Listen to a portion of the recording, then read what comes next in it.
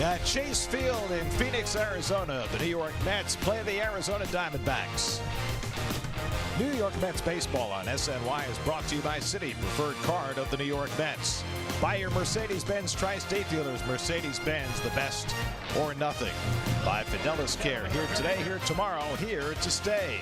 And by Honda, great deals are waiting at your Honda dealer. Well, the Mets offense has been dry as the desert.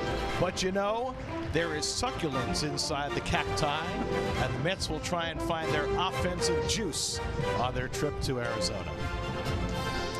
And a pleasant good evening, everybody, and welcome to Arizona. Gary Cohen, Ron Darling with you tonight. The Mets open a 4-game series against the Diamondbacks. The Mets have fallen on hard times, losing 17 of their last 21.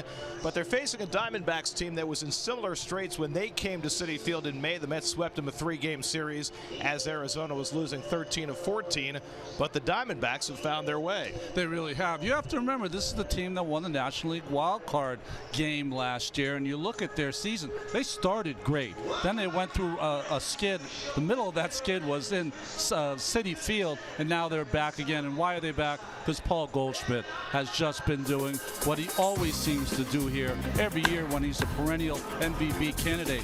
Remember, J.D. Martinez played a big part of this team last year. He went as a free agent to the Boston Red Sox. There was more on Goldschmidt's plate. He started out cold, but now he's hit his hot streak, and so have the Diamondbacks. This was to have been Steven Matz's start tonight, but Matz has a little blister on his middle finger, so he'll start Saturday instead, and Jason Vargas will get the ball tonight. Well, Jason Vargas has not even thrown one pitch in the 6th inning this year in his 7 starts. He hasn't pitched in well over a week. His last start was against the Baltimore Orioles when he went 5 innings and only gave up 2 runs. When the Mets were moving toward the World Series in 2015, they traded a young pitcher, Matt Cook, to get Addison Reed. Cook starts against the Mets for the first time tonight. Well, he has been picking the right time to pitch, because the last 3 starts, the Diamondbacks have won all of them, and they've scored 30 runs in those 3 starts. So the Mets, who are 3-0 against Arizona this year, start a 4-game series in the desert. It's the Mets and the Diamondbacks. All the action coming your way tonight on SNY.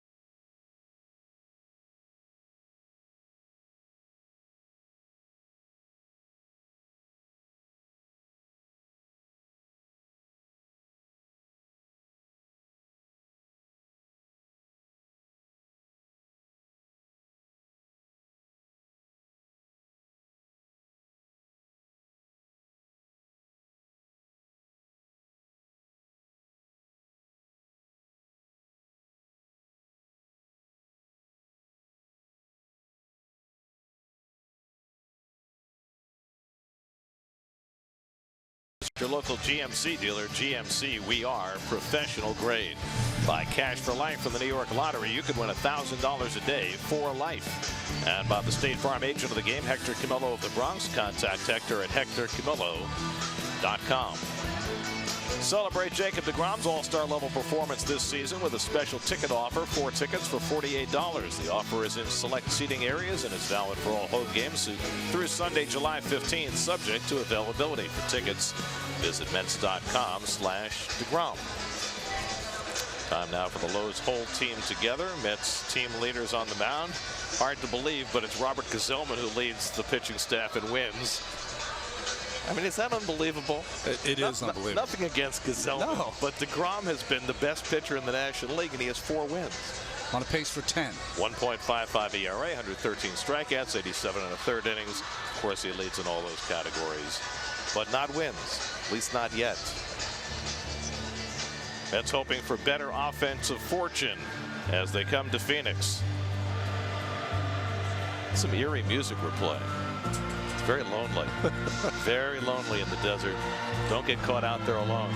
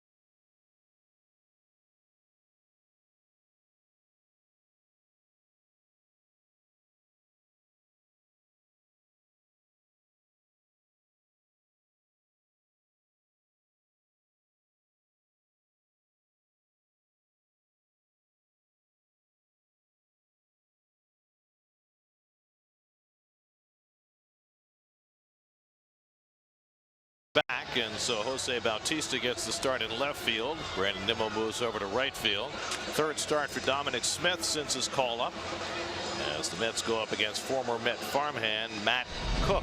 Yeah, he was the 3rd round pick for the Mets in the 2012 draft from Cherokee, Iowa.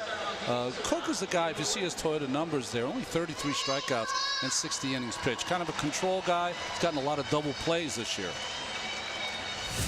And then the defense for the Diamondbacks. John Ryan Murphy behind the plate.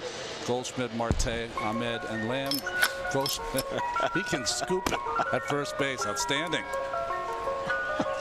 I like the Mr. Softy music. That's outstanding. I'm glad they showed the outfield. I thought they were going to play with an outfield. Wait a second. Wait a second. John Jay, no picture. Just read the Federalist papers. You can find his picture right in there. Jeez. Michael Conforto leads off against Matt Cook. Cook's 11th start of the year, and his first pitch of the night is in for a strike, and we're underway. Conforto in a 1-for-23 skid right now. He did have a hit and a walk his last 2 times up yesterday in Atlanta. In fact, he had the Mets' first hit, which came in the 7th inning against Mike Soroka. Did we really not have a picture of John Jay? I mean, he's been in the big leagues only 10 years. 10 years, 5 different teams. You'd figure they'd have him in one uniform or other. There he is. There's John. Hello, John. Very vastly underrated player, and the Diamondbacks are happy to have him, picking him up from Kansas City last week. And he's filled a nice niche in their outfield with A.J. Pollock and Steven Souza both out of the lineup with injuries. University of Miami product. See, we're feeling bad. We're overdoing it now. Played with the Cubs last year. All right, that's enough face time. Outside to Conforto, and it's 2-2. Michael's been working on letting the ball get a little deeper to hit the more balls to left field. When he's at his best, he hits line to line. He whacks that one foul, and it's 2-2. Cutter from Cook. It's so hard when you look at his name because there are so many different ways to pronounce it. There's Koch, there's Coke, but he's Cook. Yes. Let's try and settle on that. Matt to me. Matt from Cherokee, Iowa.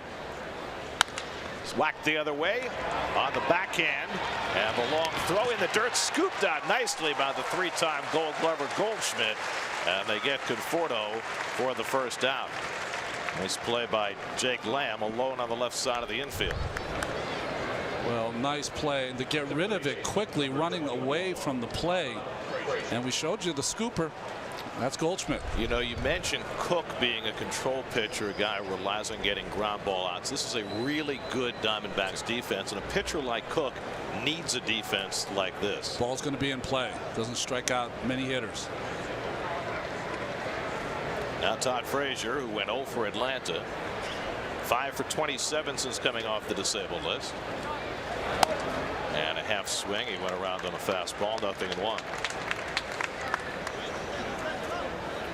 Mets have faced Cook before. That was in relief last year. In fact, it was his only big league appearance last year. They scored 3 runs off him without recording an out.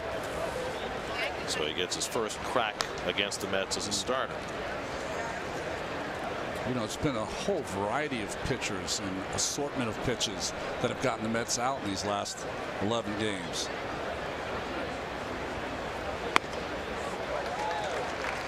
But I think you'd have to say high fastballs, breaking balls out of the zone. That's the game plan against this team that's just trying to hit home runs. That's right. And I think it's true across baseball now. It's the way to stymie the long ball game that the Mets are deeply embedded in. 1-2 coming, and cutter off the plate. It's 2-2. Mickey Callaway's team has scored 15 runs on 49 hits in the last 11 games. Last time a team had a stretch like that, it was 130 years ago. Into the shift. And Marte, the second baseman, throws out Frazier from the left side. There are 2 out. I don't know if this was your intent, but you got a big wow from Michelle, our stage manager. She can't believe 130 years. The 1888 Kansas City team in the American Association, which was then a major league, had 15 runs and 43 hits in an 11-game span, and there hasn't been a stretch like that until now. I mean, if you're gonna struggle, you might as well struggle historically, because you figure the bounce from that will be that much higher. That's right. At least that's your hope. Here's Brandon Nimmo. 406 on base percentage starting the night, and he pops one foul. Brandon still a dozen plate appearances short of qualifying for the league leaders, but he would be up among the league leaders in both on base and slugging percentage. Does tie for the league lead in getting hit by a pitch, which has contributed to that high OBP.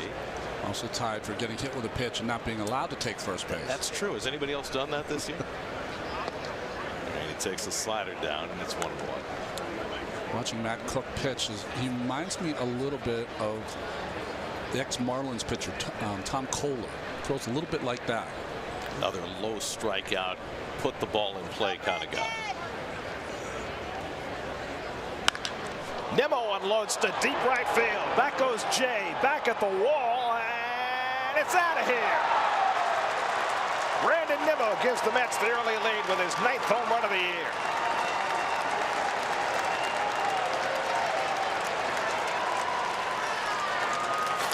Another marker for the happiest man in baseball, and the Mets have a 1-0 lead. Well, he's been probably the best reason to watch this Mets team. Nimmo has just been fantastic. They tried to come inside with the fastball. Cook left it over the inside part of the plate, and Nimmo did not miss it.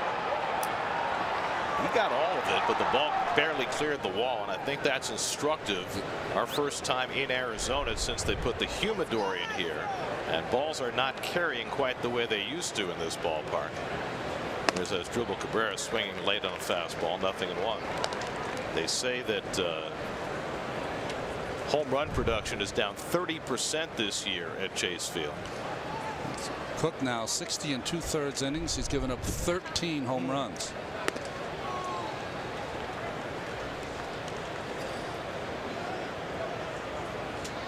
That's a lot of home runs. Yes, it is.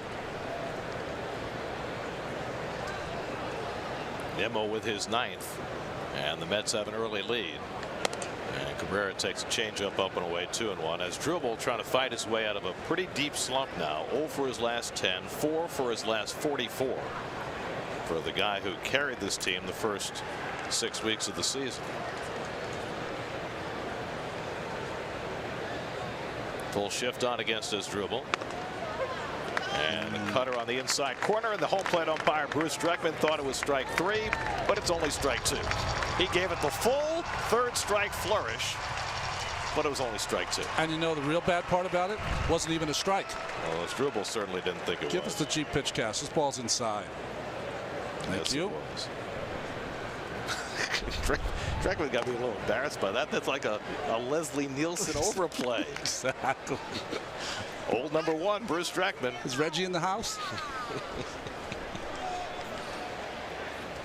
3-2 to Cabrera. Jose Bautista would be next. 2 out and nobody on after the Nimmo home run, and the fastball fouled away. It's another pitch that was supposed to be in that missed away by Cook. There's the defense and the shift for the Diamondbacks.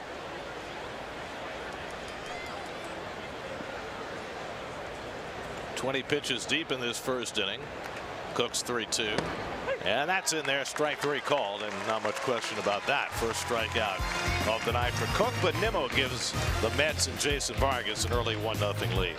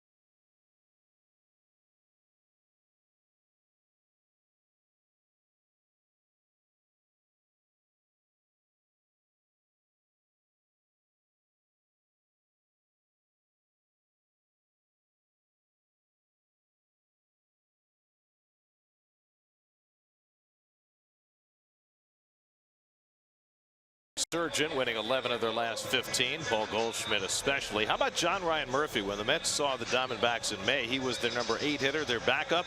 Now he's the starting catcher, and he's in cleanup tonight. Crazy. Jason Vargas getting his 8th start of the year. 18 wins last year. You see the Land Rover numbers have not been good so far for Vargas. The previously featured John Jay will lead off in the bottom of the first and takes a strike. Jay was with Kansas City, and he was having a really good year when the Diamondbacks acquired him last week for a couple of minor leaguers. He's had 2 good games in a row after going 0 for 12 to start his Diamondbacks stint. 5 hits, 5 RBIs the last 2 games. Interesting. First 2 pitches from Vargas to the left-handed hitting Jay, both inside fastballs.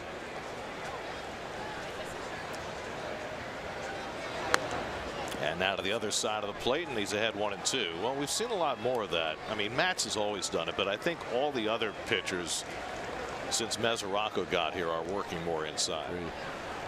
And of course, that's been a mantra for Dave Island this year as well. Got him looking, all fastballs, and Vargas gets Jay for the first down. Well, all fastballs, but what you really had to love is everything was on the knees. This pitch caught all of the plate, but just right on the bottom of the strike zone. That's why Jay took it.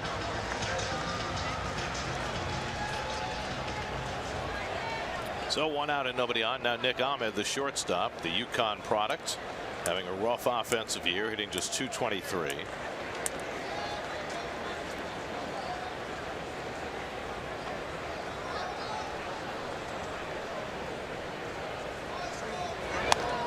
Curveball from Vargas misses inside, ball 1. Ahmed's hit for more power this year, 9 home runs, but just a .276 on base percentage. And another curve, and Vargas behind 2-0. Boy, I like that camera shot we're showing today. It's almost like you're hitting against Vargas at home. Last 2 outings have certainly been encouraging for Jason. Gave up 2 runs in 5 innings against Baltimore's last time out, and the changeup in for a strike, 2-1. Came on the heels of 5 scoreless innings against the Marlins. So if he can start putting some good outings back to back, it will certainly further solidify that Mets rotation. Now how it's going to shake out when Syndergaard's ready to come back, who knows? But for right now, Seth Lugo is in the rotation. He'll pitch tomorrow night.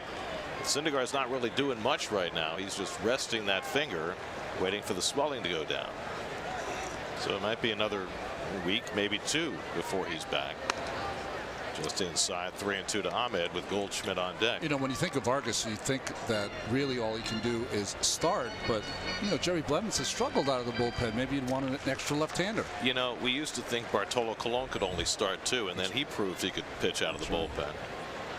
3-2 coming, and Ahmed takes inside, ball 4. And the Diamondbacks have a 1-out base runner ahead of Goldschmidt.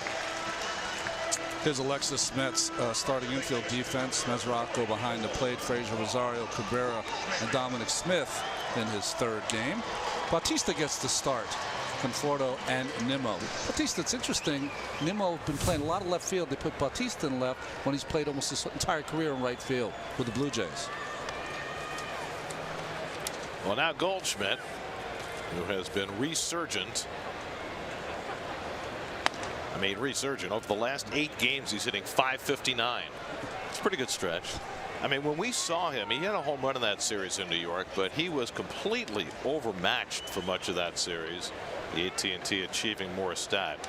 Well, this is one of the best players in the game, and he is back at that level now. 19 for his last 34, 4 home runs. And a fastball for a strike, 1-1. Gold Gloves, MVP voting. Last year, 36 home runs, 120 driven in. 5-time All-Star. And I think an underrated player. Well, partly because he plays here. Yeah. And partly because he's as non-controversial as they come. It's extremely quiet, hardworking.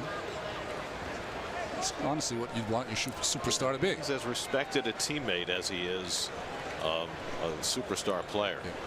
Very much in the David Wright mold.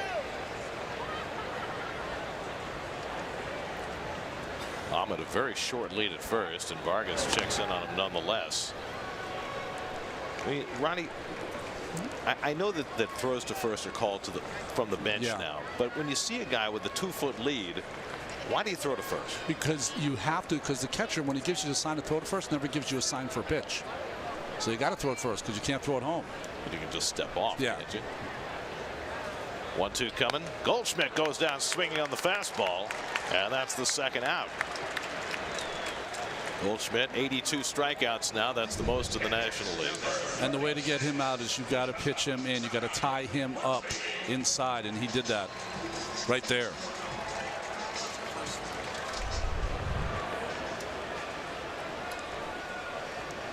Well, that was Vargas's 14th pitch and the first one that was swung at. Find that interesting? Yes. Here's John Ryan Murphy. Diamondbacks have 3 catchers. Alex Avila and Jeff Mathis the others, but Murphy's been playing more. And pickoff. Smith makes the throw to second, and Rosario with the tag. Ahmed is out, and the inning is over. Perfectly executed by Vargas as Ahmed ran on first movement. 1-3-6 on the caught stealing to end the inning.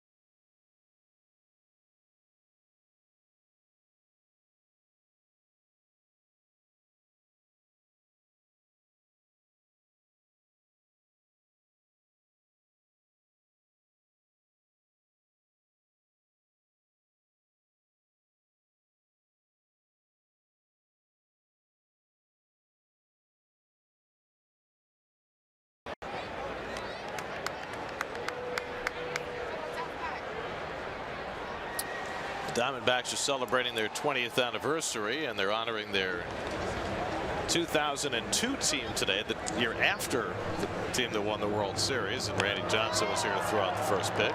That would have been up and in. You don't want Randy to throw you up and in. then you have the John Kruk reaction. I love our booth there, so we have to be heads up because we can get a foul ball today. We have a great view. Jose Bautista leading off in the second against Matt Cook. Mets with a 1-0 lead. And he flies one down the right field line. Jay across the line, can't get to it. So here's the task for the Mets for the rest of this game. Okay. The Mets have gone 9 straight games where they have not scored in more than 1 inning. So they scored in the first. So now the goal is to try to score in another inning. So you're telling me the way things have gone in the past 9 games, that might be it. The last time a team had 9 straight games where they never scored in more than one inning, the 1978 Oakland Athletics. The last team with a longer stretch of 10 games where they only scored in 1 inning or less was the 1964 Mets. 1-2 coming to Bautista. And the cutter just off the plate, 2-2. Bautista making his 9th start since joining the Mets. 9 for 36 as a Met, still looking for his first home run. With 2 home runs as a member of the Braves before they let him go. And the curveball fouled off. Bautista, Smith, and Mesoraco for the Mets in the second.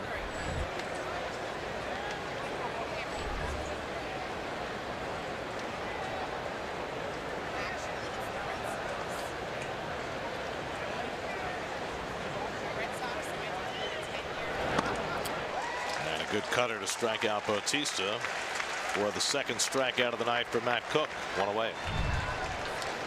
It's in between kind of a slider and a cutter by Cook. But that was a good sharp one, his best one of the night so far. So 1 out and nobody on. And now Dominic Smith, his 3rd start since his recall. 1 for 6 so far.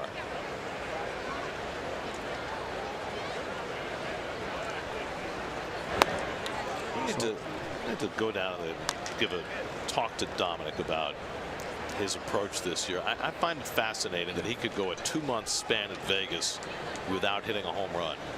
And I know he's been using the whole field a lot, and I know throughout his minor league career the power has been spotty, but you would think he would hit home runs by accident in that thin air in the Pacific Coast League. By accident, and also the way that every other hitter is trying to hit in today's game. I mean, he hit 9 for the Mets in his late season stint last year. Cook falls behind him 3-0. And I wonder, whether it's him just trying to get himself into a hitting groove before he starts thinking about doing a little more lifting.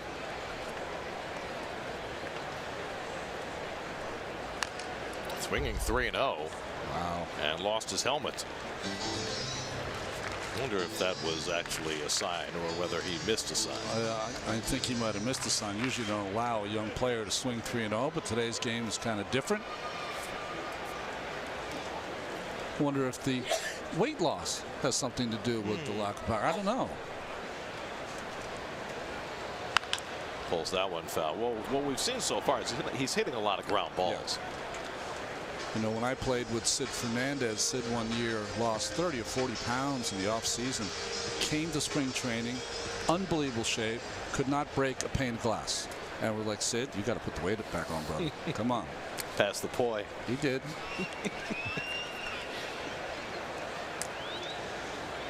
And Dominic goes down on a fastball from Cook, who's now struck out 3 in a row. A guy who does not strike people out, averaging less than 5 strikeouts per 9. So he got a 3-0 fastball down the middle, a 3-1 slider inside that he rolled over foul, and then 3-2 fastball kind of right down the middle by him.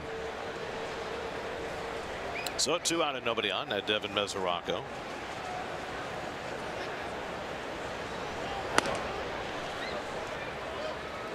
Mesoraco had a lot of home runs in a hurry after joining the Mets. 5 in his first 45 at bats, but that has cooled down.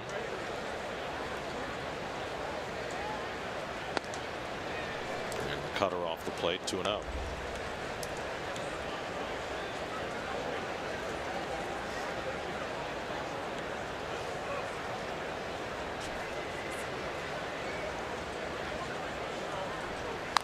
Something we'll have to ask Mickey about tomorrow. Yeah. Whether Smith actually had a 3-0 hit sign.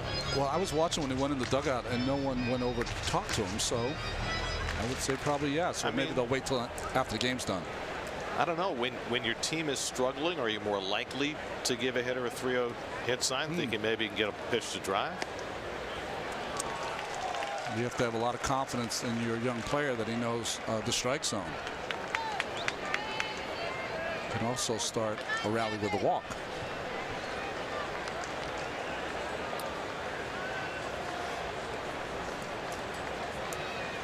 Two from Cook to Mesoraco, and he lines one to left center. Over comes Peralta to pick it off, and that retires the side. Let's go down 1-2-3 in the second. They lead 1-0.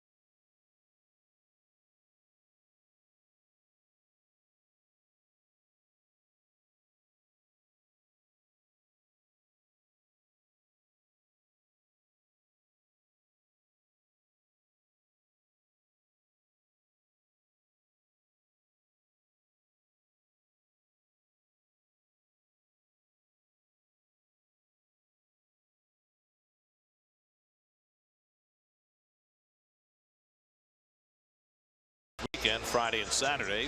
Original members of the Grateful Dead plus John Mayer will perform 2 sets of music drawing from the Dead's historic catalog of songs.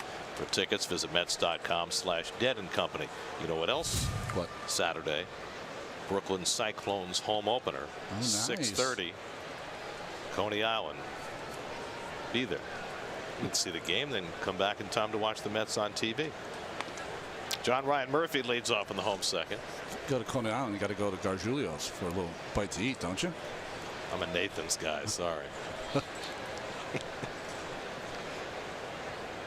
Murphy hitting .257, 8 home runs. The former Yankee takes inside. He's had the half-dozen years in the big leagues now. He's never really gotten a chance to play regularly, but he's getting that chance now. The Princeton product. Now 27 years old. And Vargas misses inside, 2-1. Murphy, then David Peralta and Ketel Marte for the Diamondbacks in the second against Vargas, who had 2 strikeouts and a walk and picked off his only base runner in the first. And the curveball drops in for a strike, 2-2.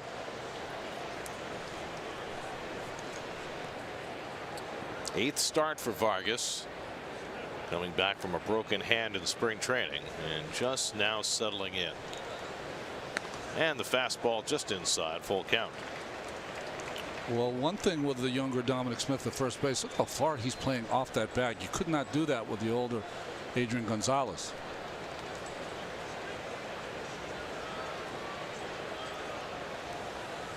And that's inside, ball 4, and Murphy draws a leadoff walk. Second walk for Vargas. So nothing but true outcomes so far. 2 walks, 2 strikeouts for Vargas.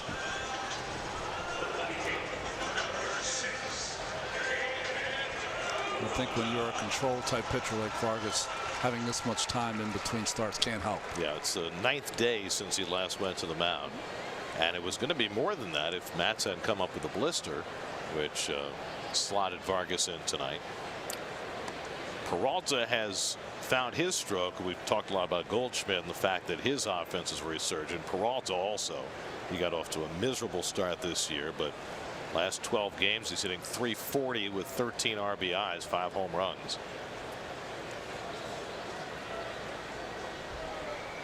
And he is hit by the pitch, and that'll put 2 men on. Or did it hit the bat? Apparently it did hit him. It just hit him, I think, in the forearm.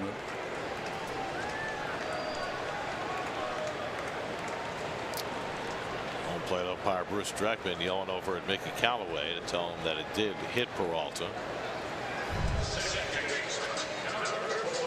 Well, we were saying before, the first hit of the game, Jay was trying to pitch inside. That one caught him right on the forearm. That stings. It's Dave McKay, the first base coach for the Diamondbacks.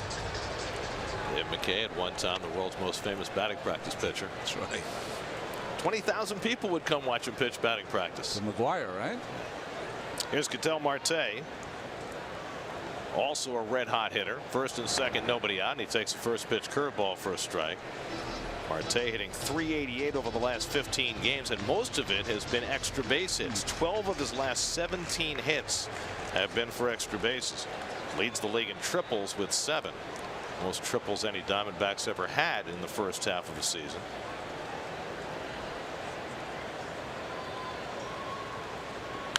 And he drills one into left for a base hit. Murphy's going to be waved around third. It's bobbled by Bautista, and the run will score easily to tie the game.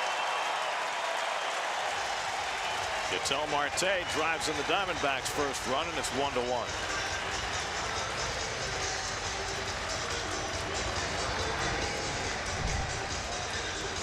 Well, fastball is supposed to be away. It kind of cut on Vargas into the inside part of the plate, and Marte jumped all over it. I wasn't sure they were going to send John Ryan Murphy. And then when they did, Bautista missed it. Tony Perez-Chica, the third base coach, was waving him all the way even before Bautista bobbled that ball. But you know what? He was playing so deep in left field. I think that might have had something to do with it as well. So a run in. Now Jake Lamb dropped to 7th in the batting order against the left-hander because he's hitting just .176 against lefties. And Vargas misses high for ball 1. Lamb, remember, was hurt for 6 weeks. He was out with a shoulder injury. Came back in New York. And he's still trying to get his season untracked. Hurt his elbow a little bit too, as well as his shoulder. I mean, this young man is one of their best run producers when he's right. All-star last year, hit 30 home runs, drove in 105. Peralta at second, Marte at first with nobody out. And a curveball hit out to right. Nimmo is there. Now drifts a little bit, and that'll enable Peralta to tag and go to third. So a productive out by Lamb, putting runners at the corners with one out. I don't know if Brandon didn't see that ball particularly well, but he had to make an adjustment on it at the last moment. Yeah. Well, he doesn't have that strong of an arm, so Peralta was going to take advantage of that anyway.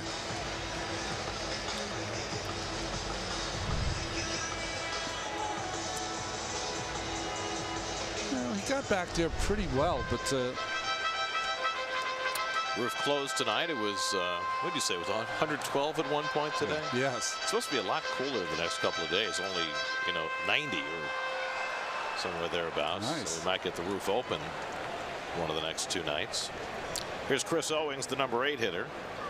Owings, who had a really good year last year for the Diamondbacks, having a dreadful time of it, hitting 193. And he takes a first pitch fastball for a strike. Owings playing center field tonight. They've also used Jay in center field since he's been here. With A.J. Pollock's absence, that creates an opportunity out there. I have to feel terrible for Pollock, who missed most of last season and now down with a broken thumb. 0-2 to Owings. Owings lost the grip of the bat on that swing. Former first-round draft pick of the Diamondbacks. He's been an infielder for most of his career, now more of a play-everywhere player.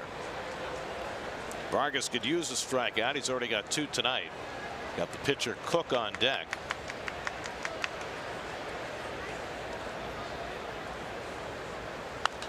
And Owings fouls back the fastball. Too good of a pitch there, 0-2, when you're trying to get out of this jam for Vargas. Well, if you're a guy like Jason Vargas, yes, you'd love to have a strikeout, but he's not really a strikeout pitcher.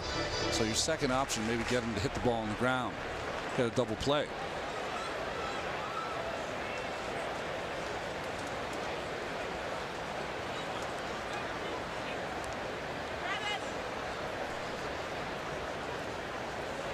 Two from Vargas, and Owings looks at the curveball. Strike 3 call. 2 men down. Well, when you're the 8th base hitter in front of the pitcher, you just cannot take a 2-strike pitch.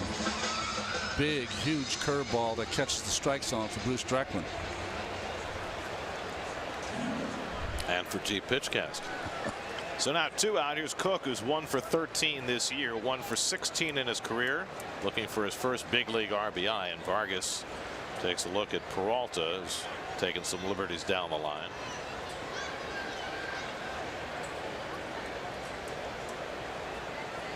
Frazier's playing off the bag, but not that far away. It's not a Javi Baez situation. You see Mesoraco, though, he's coming out. He's going to talk about it a little bit because they don't want that to happen. Well, if you're going to run a play, this is the time to do it. First and third, 2 out, and the pitcher up. Marte has good speed at first.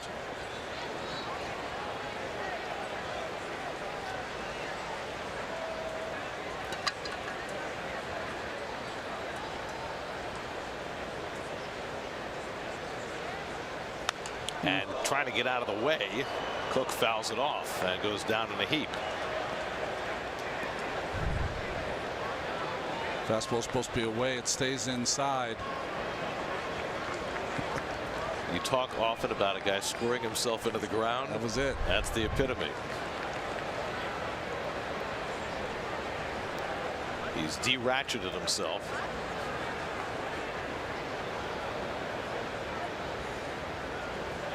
And the curveball misses low. 2 balls and a strike. After Steven Matz got burned for that steal of home against the Cubs, I don't think it's a likelihood that Vargas would have The same thing happened to him. Cook pops one up a mile high into shallow center. And Conforto comes in to get it, and that retires the side. Diamondbacks get a run on Marte's RBI single, 1-1 after 2 in the desert.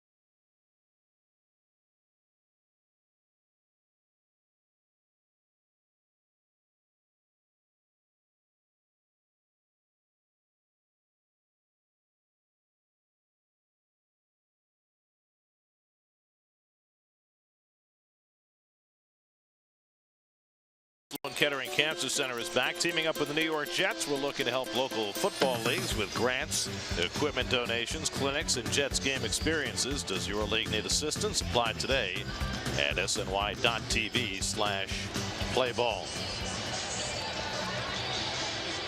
Desert, rocks, shrubbery. Is that where Keith fell and hurt his knee? I think there's a plaque at that spot, isn't it? Oh, tombstone. Wyatt Earp. Doc Holliday. They're getting sarsaparilla. Was Big Nose Kate's Saloon there back in the Earp days? I don't know. I didn't know that. I'll take my whiskey in a dirty glass, please. 4 slugs from a 44. No less, no more. Tales of the Old West. And then the modern aircraft hangar that is Chase Field. Ahmed Rosario 0 for his last 11, 4 for his last 37. Leads off the third against Matt Cook in a 1-1 game. And no extra base hits either. Matt 4 for 37. No walks. So the on base percentage sits at 267. Not where he wants to be. 2-0 to Rosario. Vargas to follow, and then Conforto. That 4 for 37 almost coincided with after he hit those 2 home runs in the game, right? Not shocking. That was against the Diamondbacks. 2 of the 3 home runs he's hit this year. Mets swept a 3-game series from the D-backs. Rosario had the 2 home runs in the game that Syndergaard started. Last game of that series.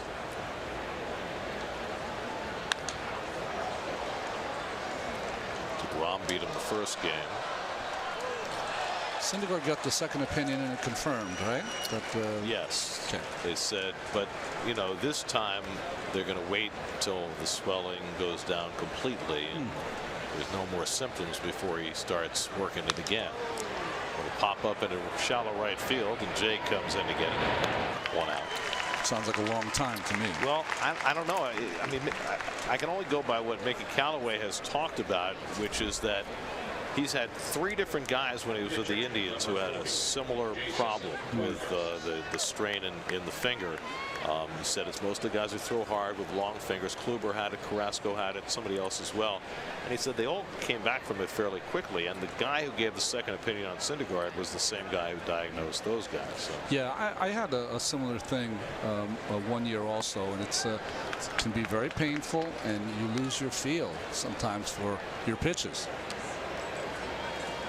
Did you pitch through it, or did you wait for it to subside? Yeah, you had to pitch through it. You know, it's not that I'm braver. It's just in those days you just pitched through it. The only way to get paid was to play. And did it affect your pitching? It changed my pitching. I didn't throw as many breaking balls that year because of the finger. Vargas flies one out to right center, over in the gap, and run down by Owings. Nice play. 2 out. Vargas has always been a pretty good hitting pitcher going back to his days at Long Beach State. Gave that one a nice ride, but Owings was equal to it. Well, Owings was playing him to left center because he's a pitcher, and he had a long way to go. Jay wasn't going to get there, and only Owings could make the catch. Almost a basket catch for Owings. So, yeah, so that year I used to throw like my fastball maybe 60% of the time, 20% split finger, 20% breaking ball, and that year it went mostly split finger and fastball. So that's interesting. The split didn't put as much strain on? No, because I had it in my middle finger, and that's the one that I would have to pull on the seam to throw the breaking ball. That's what hurt. Would make it hurt more. Conforto rolled one to the left side. Lamb made a nice play, and Goldschmidt a nice pick to get him in the first. And Cook falls behind him 2-0. Cook has been behind a number of hitters early in this game, but the Mets have not taken advantage. Nimmo's home run in the first, the only base runner for New York tonight. And now Cook behind 3-0. So you let Smith swing 3-0. You got Conforto with 2 out and nobody on. I would think you'd have to give him the hit sign as well, right? I would. But he takes a strike. 3-1. Well, we'll know when Conforto's back is when he's spraying the field with line drives, not home runs. Line drives. And Michael takes ball 4, and the Mets have a 2-out base runner. First walk given up by Cook.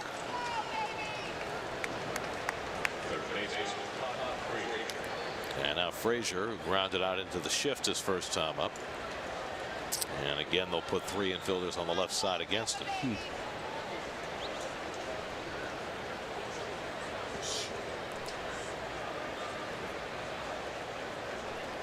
Well, Cook tried to pitch Frazier in the first at bat. Let's see if he looks in, especially first pitch here. And it was in for ball 1. Matt Cook, drafted by the Mets in 2012, one of 11 players drafted by the Mets that year who played in the major leagues. That's a great draft. That's a good draft. He was the Mets' 3rd round pick that year. It's most from that draft for any team. Frazier pops one up into center field, and Owings there to grab it, and that retires the side. 3 fly ball outs in the inning. Still 1-1 in the 3rd.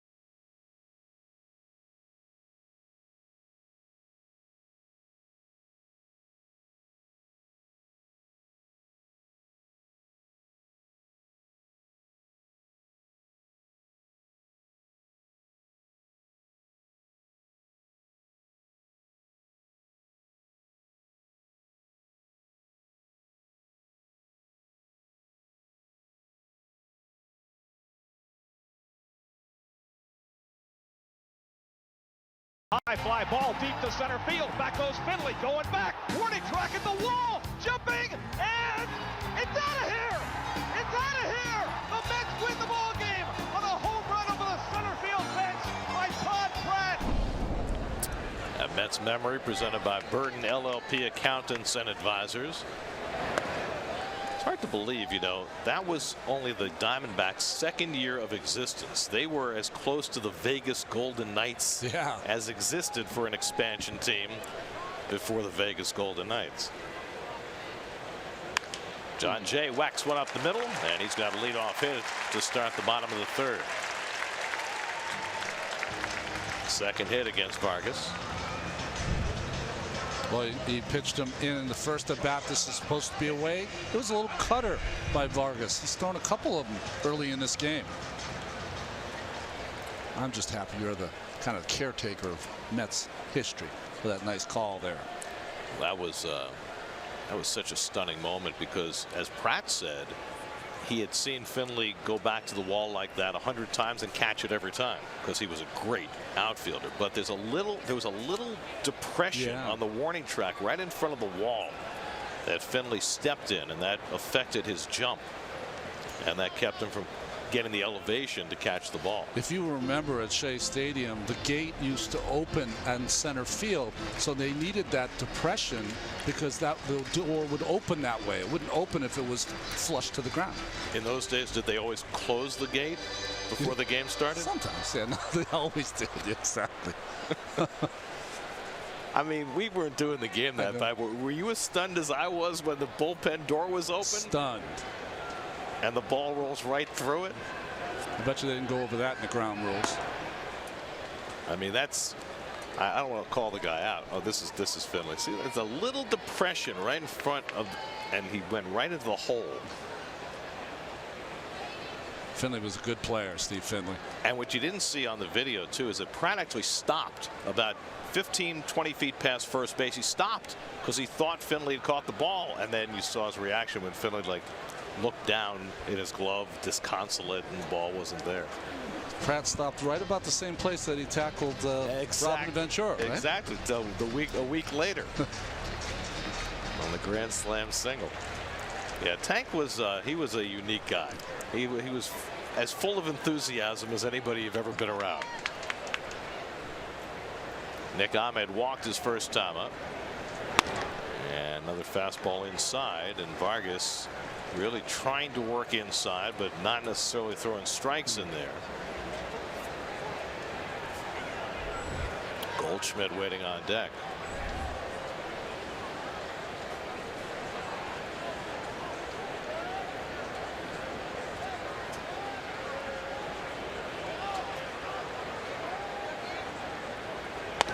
There's a strike, 2-2.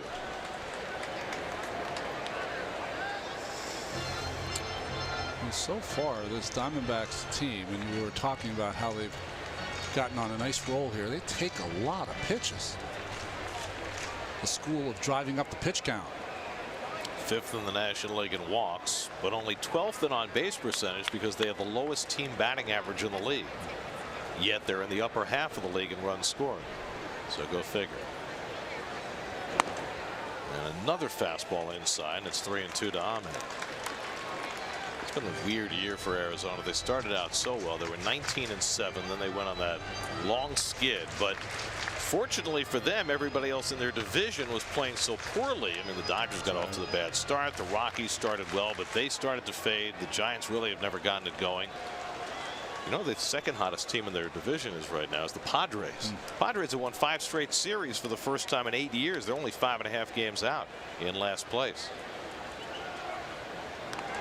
But, you know, the fact that they were able to go on a stretch where they went 1-13 and scored 26 runs in their 14 games, very similar to what the Mets are going through right now, and survive, really a testament to what everybody else was doing around them. And now they've won 11 of 15. Before yesterday, when the Pirates beat them, they had 5 straight games they scored 8 or more runs, and they've really been clicking. 3-2, and Ahmed grounds one toward the hole, cut off by Frazier, out at second, Cabrera to first, double play.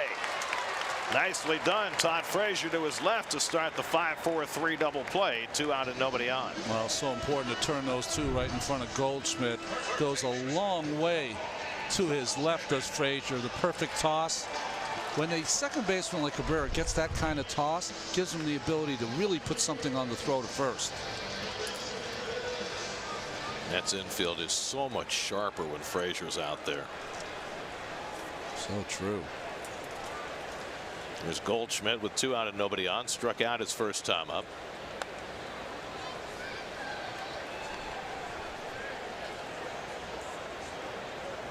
Well, Goldschmidt now 30 years old. He was not a huge prospect coming out of college at Texas State. 8th round draft pick who made himself into a superstar. Looks like from where he's at in the box now, where he was against the Mets, he's off the plate a little more. Not jamming himself as much, maybe. That's just intelligence right there. He's up. He knows there's no one on base. You know Vargas wants him to swing it. Change-ups away. Takes both of them down. I think I'd give him a 3-0 hit sign. Yeah. He takes a strike. John Ryan Murphy, the cleanup hitter, on deck.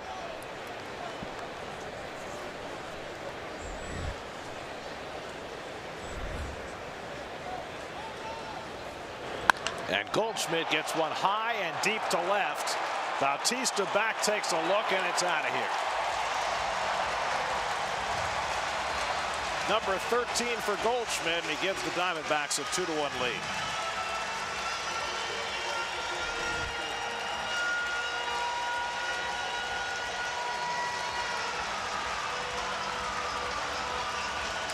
Well, the Mets have seen him cold. Now they're seeing him hot. I was a little surprised that Vargas would challenge him on a 3-1 count. Looks like he's trying to cut that ball inside. I know that John Ryan Murphy's the cleanup hitter, but he's certainly not the hitter like Goldschmidt is. And he made him pay. Nice catch by the Met fan, by the way.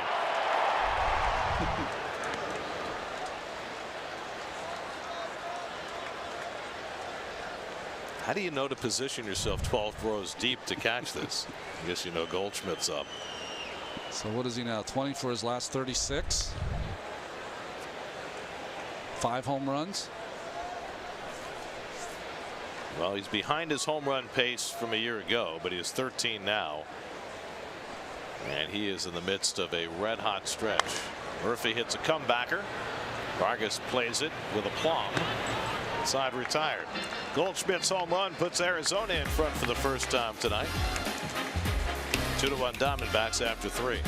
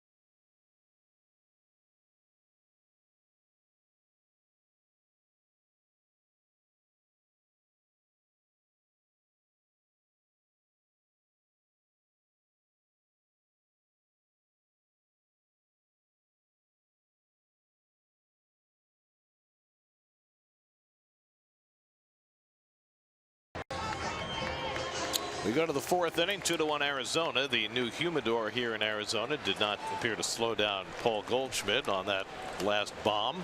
Let's check in to Steve Gelbs for more. Yeah, Gary, it hasn't slowed down many hitters here over the last couple of weeks, ever since the calendar turned to June. Just over 6 games played here at Chase Field. There's already been now 18 home runs in the month of June. And I was talking to Chris Owings about how the ball has been flying here. And the interesting point is that he said early on in the season, you could get to balls that in the past you couldn't get to here, that they were hanging up a little bit. But ever since it started to get really hot here, he feels like the humidor really isn't having any impact and the ball is starting to fly out again. Interesting.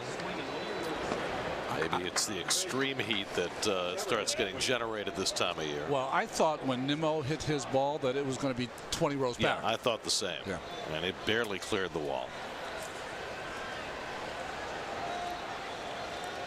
Nimmo's home run was his 9th of the year, and he swings and misses 1 and 2. You know, I've done games in this ballpark when it was packed. You know, the wild card game last year, that makes a difference too. Well, in the past they said that the ball would fly more when the roof was open. And I'm assuming the roof was open in April and May when the ball was not carrying as well. That one's hit out to left, and Peralta back a couple of strides to get it. 1 out. I remember there was a game the Mets played here when Randy Johnson was pitching. It had to be 2004, maybe 2005. You might not want to bring it up. Randy's in the building, you know. Kaz Matsui led off for the Mets. The roof was open. He hit a home run leading off the game. There was a little bit of rain. They closed the roof. Nobody scored the rest of the night. Randy then insisted for the remainder of his Diamondbacks career that the roof never be open when he pitched. Wow. Well, he had the gravitas to do it, I guess. Yes, he did. Gravitas to do a lot of things. What do you win? 3 or 4 Cy Youngs here? 4, I think. Wow. He's like Scherzer. He was pretty good before he got here too, you know. Yeah, he was.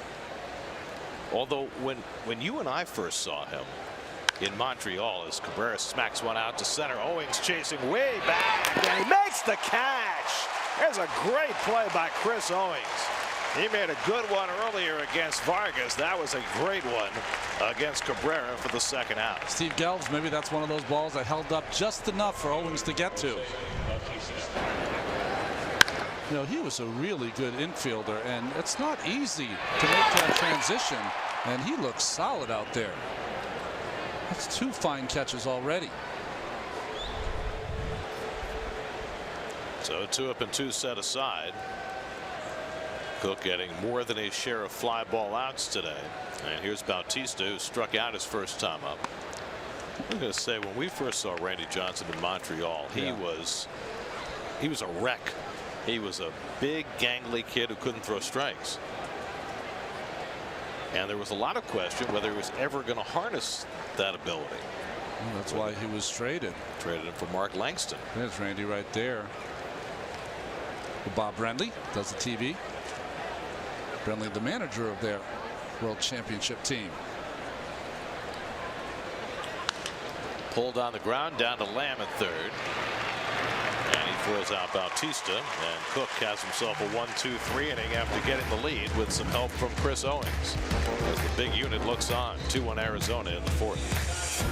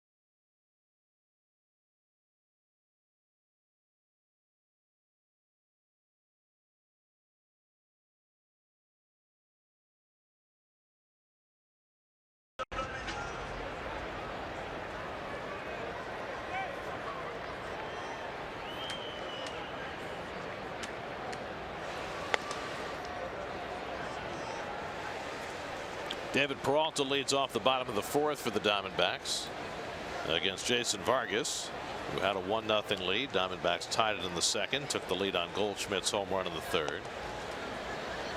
And the changeup off the plate, and it's 1-1. Peralta, Marte, and Lamb for the D-backs in the fourth.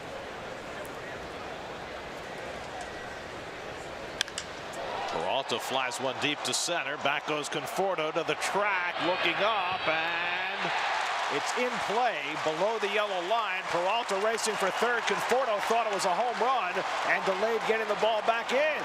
The second base umpire or the first base umpire, Chad Fairchild, very clearly signaled safe. However, that might have gone over the yellow line, which is probably what Conforto saw, which is why the umpires are going to gather, and it might well end up being a home run. For me, I saw it over the yellow line, so let's see what happens as the umpires get together. They're going to signal home run. They're not even going to bother with a review. And so Peralta has the Diamondbacks' second home run of the night, his 13th home run of the year. And it's 3-1 Arizona. Conforto got back there and saw that it landed high over that yellow line. Better angle from the side. Let's see. Yeah, about 10 feet over that line.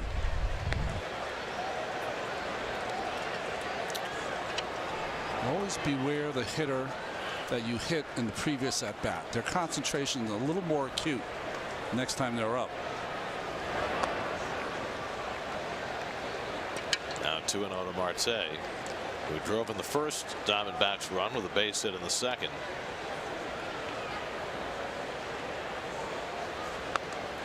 Now that ball seemed to carry a little more. It was hit really well. Yeah, it was. You know, Peralta is a great story that I don't think we've talked about that much. In fact, I haven't heard anybody really talk about it that much. It's extraordinary what he has accomplished. This is a guy who was a pitcher in the Cardinals organization who washed out and basically had no chance and had to work his way back through independent ball as a hitter, and has become a really good player for the Diamondbacks over the last 3 or 4 years. He was playing independent ball, working, I think, at McDonald's or something like that. I mean, just amazing how much he wanted to get a chance. And Marte strikes out on the changeup. That's the first out of the inning.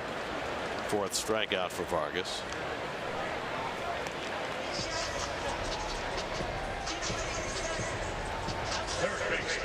So 1 out. Now Jake Lamb. Lamb flied out his first time up. Jake Lamb out of the University of Washington, which is in the College World Series for the first time ever. I think his brother had something to do with that, didn't he? There was a tape I watched and that went kind of viral of Jake watching his brother hit a walk-off home run, and he was jumping up and down. I'm surprised that it's the Huskies' first time in the College World Series. Yeah, I mean, all the sports, they do pretty well up there.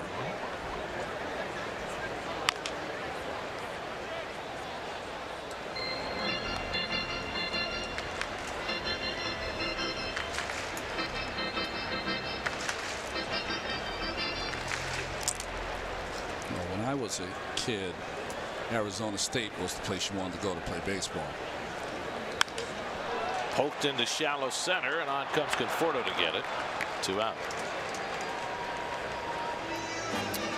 With the Mets currently at a crossroads, find out why going all in on this season may be their best option on Mets blog presented by Citi, featured on SNY.TV. I feel like we've taken the music from every Western in order to enhance our broadcast tonight. Who's the man on the mountain? I don't know. He looks very imposing up there. This Owings swings over a first pitch changeup. Owings struck out looking his first time up.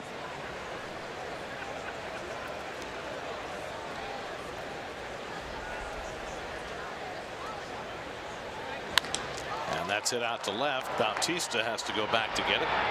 And that retires the side. Leadoff home run by David Peralta extends the Diamondbacks lead. It's 3-1.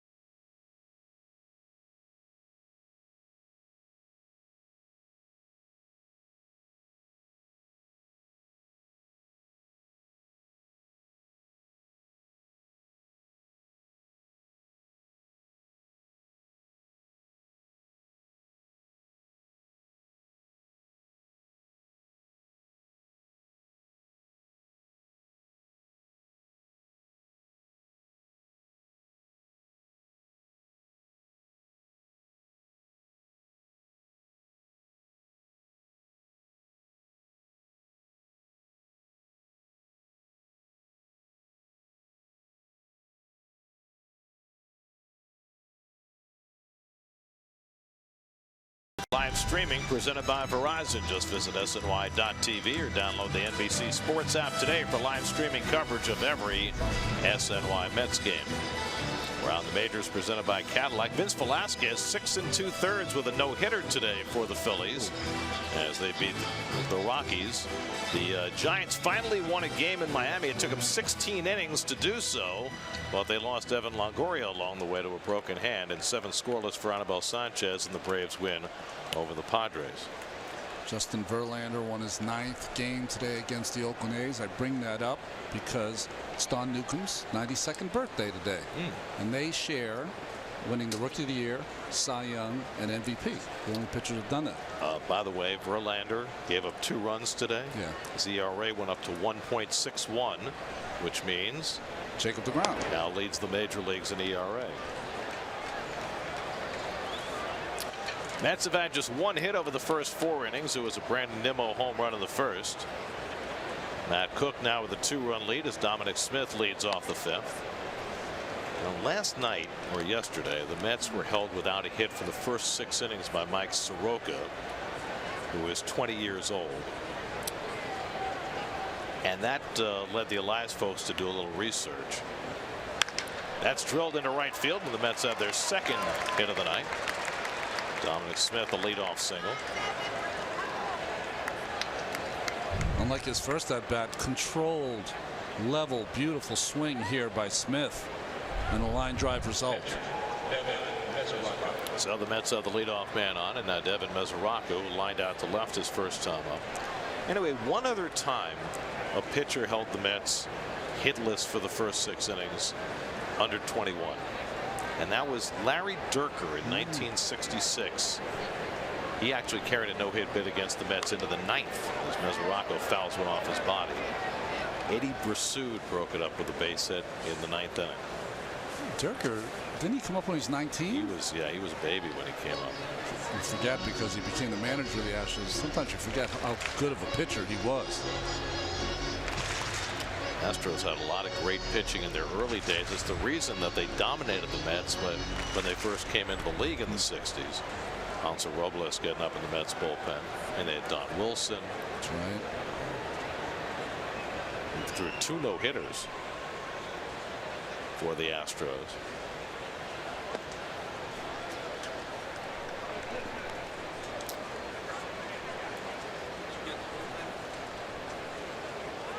Ahmed Rosario waits on deck. So Robles up just in case they get to the pitcher's spot in the order.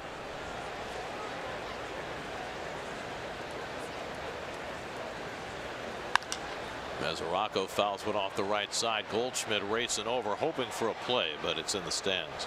And you might think, why would you bat for the pitcher in the top of the fifth? But the fact is, Vargas hasn't gone beyond 5 innings this year anyway. That's right.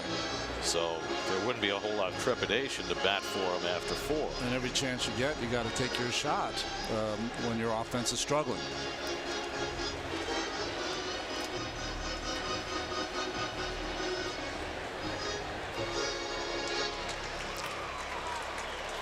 I mean, there's only so much that a manager can do to generate offense, right? You move some guys around in the batting order.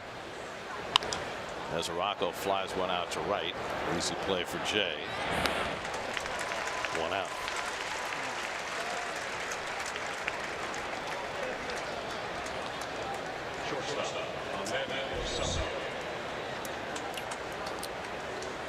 Well, I like this little thing that shows you the percentage of how Cook uses his pitches. You know, I don't fly that much with the team, and I was with you guys last night. We flew here. That's about as quiet a plane ride that I've heard in some time. The guys are pretty down. Past the glove of Lamb, but grabbed by Ahmed, and he gets the force at second. Beautifully done by Nick Ahmed. Boy, the Diamondbacks have played some terrific defense tonight. Just a little too wide for Lamb to get there, but Ahmed made a great play and a perfect throw to get the force. Yeah, if Lamb gets to it, they might be able to try to turn 2. He couldn't, and Ahmed running away just like Lamb did earlier with a perfect throw to second base. It would have been interesting had Lamb gone to that ball with Rosario running to see whether they would have had a chance for 2. Well, Vargas is going to bat for himself here, even though the Mets have a runner aboard with 2 out. So I think he was giving himself the option. Maybe he got a couple of men on or runner in scoring position, but he'll leave Vargas in to bat for himself.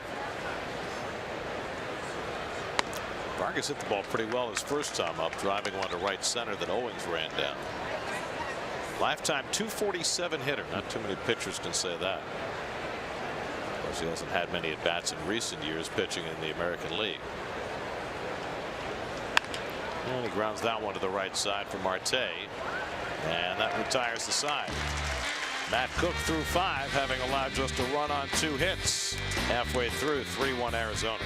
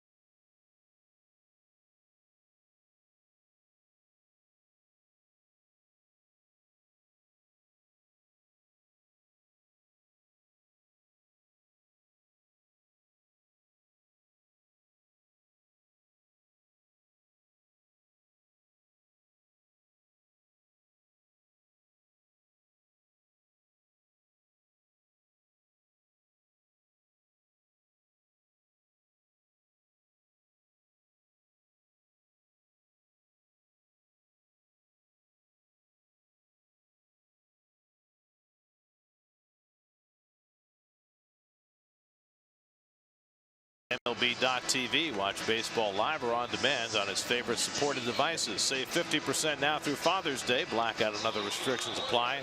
Visit MLB.tv for details. Road Ahead presented by GMC. 3 more here in Arizona. 9:30 tomorrow. 10 o'clock on Saturday. Picks at 4 on Sunday. Then we're in Colorado for 4. At least Keith will be. Ronnie won't. 10 a.m. on Saturday? 10 p.m. See, now, if you're a West Coast team and you play in the East, yeah, they have 10 a.m. games. Right. So true. There's Matt Cook taking a strike as we start at the bottom of the 5th. Chase Field just went up a couple of notches for me in between innings there. They're playing little Chrissy Hind and the Pretenders. It's always a big boost. Yep. Ever see her live? To have. Oh, amazing. Fabulous.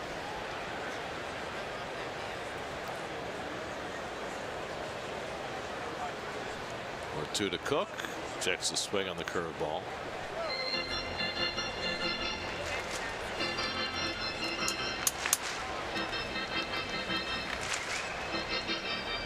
Jason Vargas pitching in the 5th inning. He has not gone beyond 5 innings in any of his starts this year. He's the first Mets pitcher in history to not go more than 5 innings in any of his first 7 starts of the season.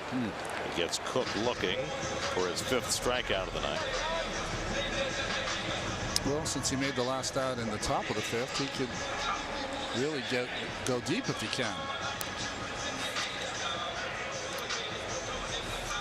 Mets starting pitching has not been their problem. They have acquitted themselves quite nicely over the last month. They've been the best starting pitching staff in baseball, and yet the team has struggled to win games.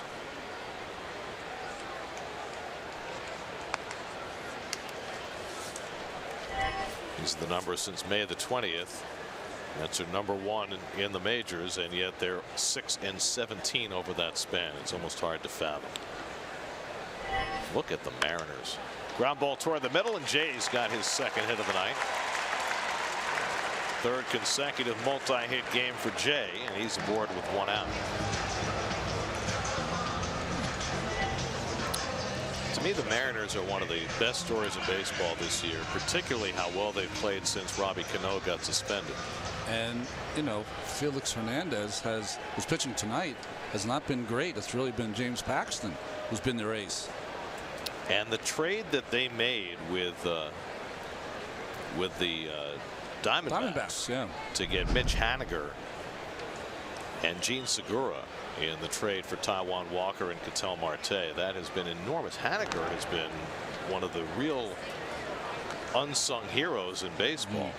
16 home runs already this year, and there you see the standings. Seattle hanging right with Houston. They just the Mariners just swept a series from the Angels, a 3-game series where Mike Trout hit 4 home runs. Now you see those articles written all the time that the Angels are kind of wasting the great years of Mike Trout. You know, he plays great, but that's just their team. It's only been to the postseason once, I guess, with Trout, right, in 2014. Right, and they were a quick exit. Yeah, swept.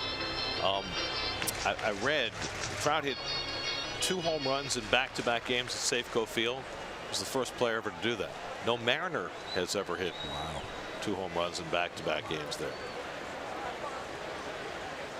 Nick Ahmed has walked and grounded into a double play. And he pulls one. Nice stop by Frazier. Out at 2nd, and Cabrera with the turn for the double play. 2nd one started by Frazier tonight, and they've both been impressive. That was a shot. And Frazier able to pick it on the short hop and get Vargas through the 5th. Nicely done by Todd. And the rest easy for Cabrera. So 3-1 Arizona.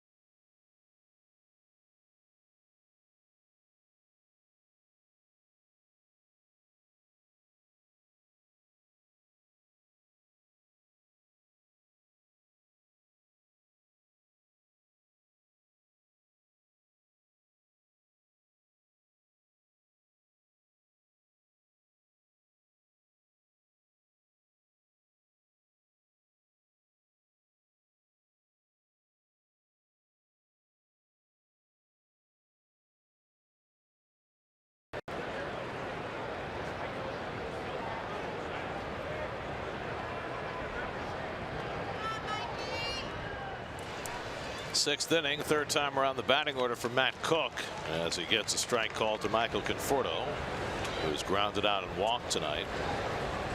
Cook has allowed a run on 2 hits. He's been benefited by some outstanding Diamondbacks defense. Conforto whacks one deep to left center field. Owings goes back, takes a look, and it's out of here. Michael Conforto to left center, his 8th home run of the year to get the Mets back within a run. It's now 3-2. Well, we talked about Conforto trying to use the other side of the field more, and he does take it to the left of center for a home run. Well, I thought for a while maybe we lost Michael Conforto, but that is the Conforto swing. Looked like a changeup from Cook, and he was right on it.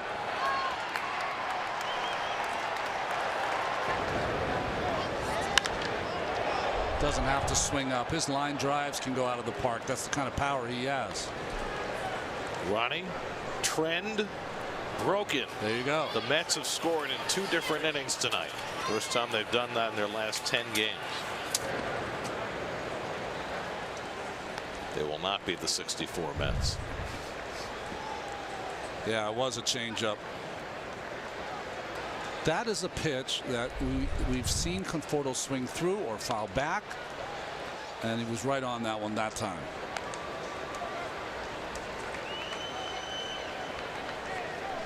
So solo home runs by Nimmo in the first, and now Conforto in the 6th. And the Mets down a run with Frazier at the plate. Todd is 0 for 2 tonight, and he yanks one down to third. Lamb behind the bag, a long throw to make, but right on target for the first out. Let's check in with the studio. Justine Ward has a game break brought to you by your Tri-Honda dealers.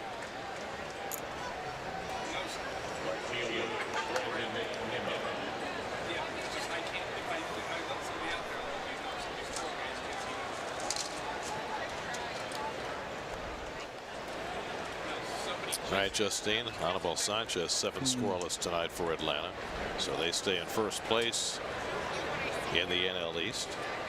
Here's Nimmo, and he pops one foul off the left side. That'll go back in the crowd. How about the Nationals' 19-year-old Juan Soto? Did you see his numbers? He's been unbelievable. Last night, 2 homers, 4 RBIs at Yankee Stadium. I think he's only struck out 11 times. That's remarkable. We have yet to see him. Looks like he's leapfrogged in front of Victor Robles, who is supposed to be the next wonderkind for the Nationals. And of course, the Nats also have Daniel Murphy back now. Now, how he's going to play when they don't have the DH, I'm not sure. But they've got another interleague series coming up, yes, right? Another American League City, so he should be able to DH over the weekend.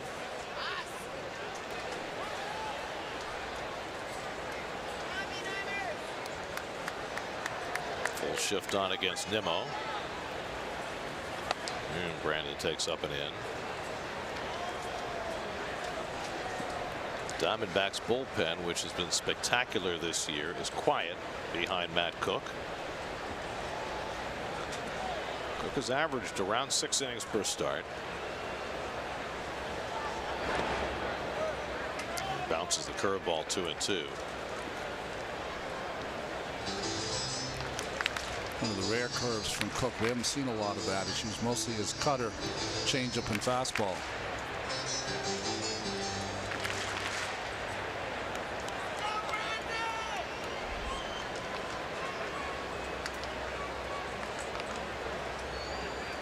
Two coming, and he got him looking at a fastball. Nimmo down on strikes, 4th of the night for Cook, who had 3 in the first 2 innings. Well, it's interesting. John Ryan Murphy called for this fastball up in the strike zone. He threw it right in the knees. Bruce Dreckman and G Pitchcast agreed it was a strike. We're seeing a lot of the pitchcast today, aren't we? Here's Cabrera. As Drubal drove one deep to center field his last time up, and Owings made a fine play to run it down. Cabrera now hitless in his last 12 at bats. His batting average has shrunk to 275, the lowest it's been all year.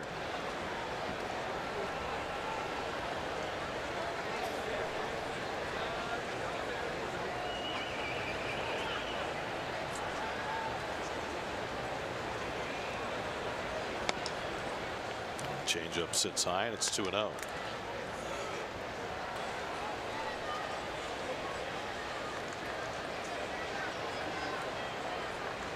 Cook threw 90 pitches in his last start in Colorado. He's at 85 tonight. And Cabrera yanks one foul. That brings us to our Spectrum high-speed pitch. How many times do you see a pitcher's high-speed pitch is under 90 in today's game?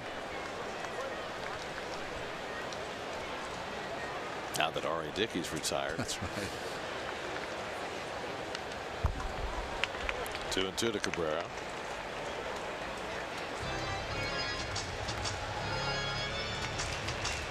Matt Cook has filled the rotation spot vacated by Taiwan Walker, who is done for the year. Tommy John to Taiwan. Yep. They've got some starting pitching that should be back fairly soon. Robbie Ray just started his rehab assignment. And Shelby Miller, who's coming back from Tommy John surgery last year, I think he's made 4 rehab starts now, so he should be back around the All-Star break as well. It's 2 good arms, right? 3-2 coming, and that's pulled foul.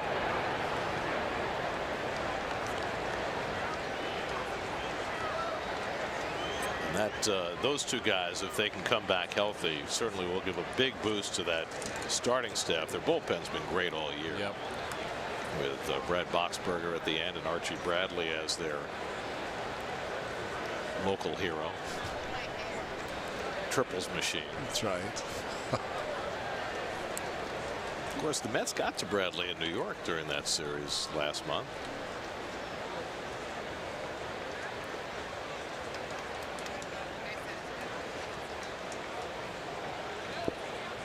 Again, the 3-2. And Cabrera goes down on the changeup. Back-to-back strikeouts for Cook to end the top of the 6th. Let's get a little closer, though, on one big swing from Michael Conforto. 8th home run of the year for Michael. And he hit it a long, long way. 3-2 Diamondbacks in the 6th.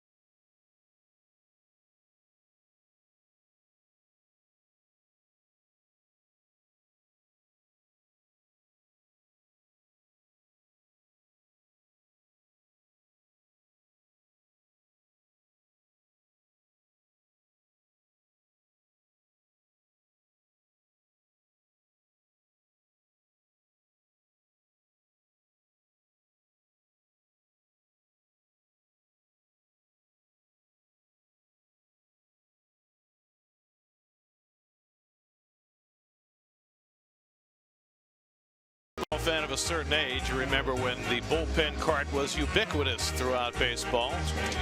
But the bullpen cards disappeared a couple of decades ago, only to be brought back this year by the Diamondbacks. Now, most relief pitchers have declined the ride, as did Hansel Robles. Why is that? Don't they have any fun in them? You know, I remember the days when Tug McGraw would take the bullpen cart in at Shea Stadium. They would pull up in front of the dugout. He'd toss his glove out to the bat boy, and then he'd come storming out of the cart. I think guys nowadays who didn't grow up with the bullpen cart might think that it's cheesy. Probably just not a cool thing to do. You have to okay. reintroduce it as a cool thing. As Paul Goldschmidt leads off in the home sixth. Goldschmidt gave the Diamondbacks the lead with a home run in the third, his 13th of the year. Each team has hit 2 home runs tonight. So Jason Vargas done after 5, allowed 3 runs, 5 hits, 2 walks, 5 strikeouts, a hit batsman, 2 homers. And he tops one foul, Goldschmidt. Yoshihisa Irano is up in the bullpen for the Diamondbacks. I should have mentioned when we saw the numbers of Hansel Robles, he has not pitched in 12 days. 12 days. It's a long time. Yes, it is. Now, when you had your stint as a reliever in your late days with the Mets, you had some stints where you went a long time without pitching. Yeah, they did not. I was the last pitcher on the team for that period of time. Goldschmidt strikes out for the first out. So how do you, as a relief pitcher, keep yourself ready, knowing that you're going to have to pitch at some point, but not knowing when that's going to be? I really just chose to complain in the bullpen. That's how I stayed loose. Just complain the entire time. I bet you Davey could hear you all the way from the bullpen, too. Well, you know, I put myself in that own position. I didn't pitch well at the end. And I think the other thing is that they were always pursuing trading me. So it was almost like, okay, we have him in the bullpen, but we don't really want to use him because if he has a bad outing, maybe we can't trade him. It was a strange deal. I mean, I know a lot of relief pitchers throw every day. Yeah. Right. You always see them playing catch when we first get to the ballpark. They'll just throw in the outfield. Some throw harder than others. Some throw more than others.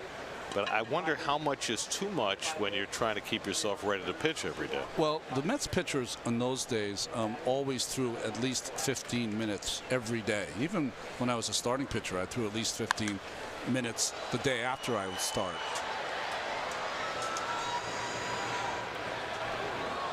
Mesoraco got a late start for that ball that just went a couple rows back. I think he assumed it was going to be a lot further back than it was.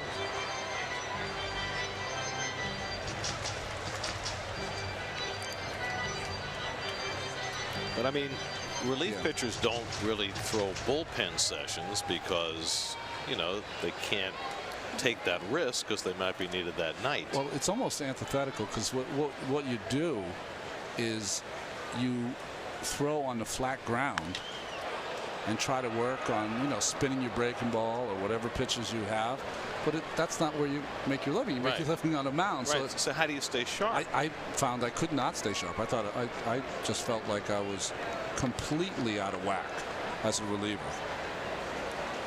By the way, the Mets made a move in the bullpen today. They activated Chris Beck, whom they acquired from the White Sox a couple of days ago, and sent Tim Peterson back to the minors.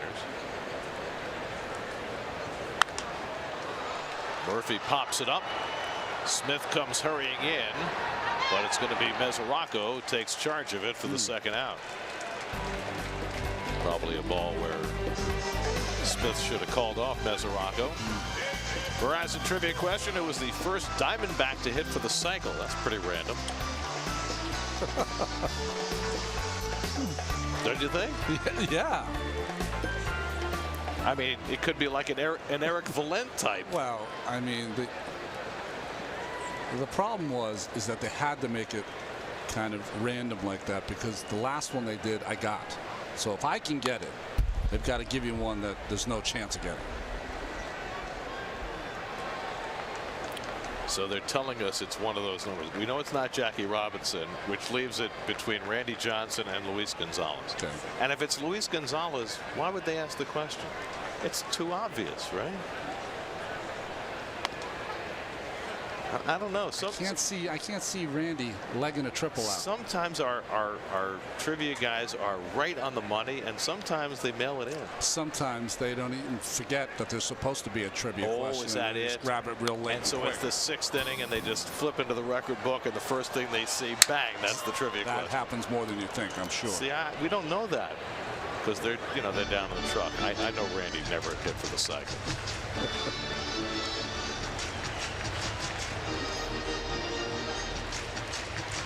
He's making a good point, whatever it is. It is. Or it's certainly an emphatic point. Working with our old buddy Steve Berthiaume on Diamondbacks TV. XSN Wire. I think he's trying to explain how I was out of whack in the bullpen there in the 1990s. That's what he's doing. All right, let's answer the darn question. All right, it was Luis Gonzalez. Thanks, guys. Try again better tomorrow. That was brutal, guys. Brutal.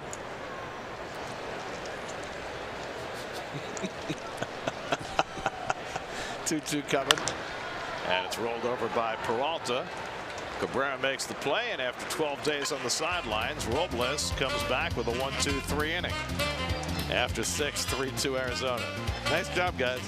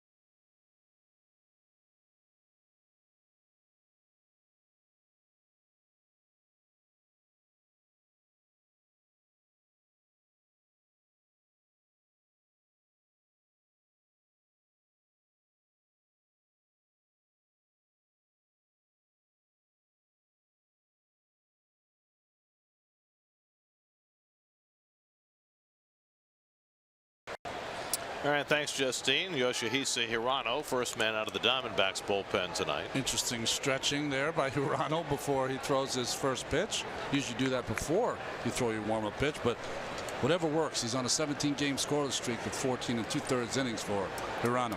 34 years old, spent 11 seasons with the Oryx Blue Wave. That's Ichiro's old team. Jose Bautista leads off for the Mets in the 7th. He struck out and grounded out. Matt Cook worked 6 innings, allowed 2 runs, 3 hits, a walk, 5 strikeouts. The 2 runs coming on solo homers by Nimmo and Conforto. And now Hirano, first man out of a Diamondbacks bullpen that has been spectacular this year. Bautista takes the fastball out of the zone, 2-0. There's your starters, brought to you by People's United Bank. Cook in line for his 5th win of the year. And Vargas, for the 8th straight start, goes no more than 5 innings. And now Hirano behind Bautista 3-0, and you know Jose has the green light. 3 pitches all in the same spot for balls. Fastball and splitters, that's all he throws. And he's throwing 3 straight fastballs to Bautista. Smith and Mesoraco to follow. And a high fastball, and Bautista did take a 3-0 swing.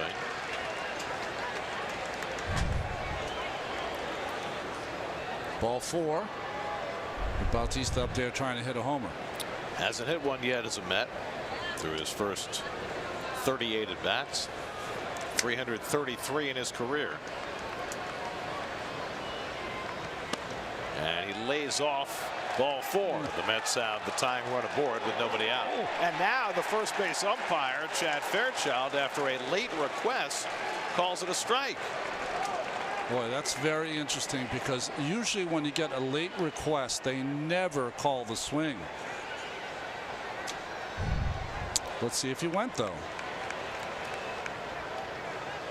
Yes, he did. So good call by first base umpire Fairchild. Why did it take so long, though? Yeah. I mean, Bautista was halfway to first base. Now he comes back with a 3-2 count. And he rips one foul. You know why it took so long, Gary, is that pitch was, Murphy thought it was a strike when he caught it. So he was waiting for the home plate umpire to call it a strike. He didn't.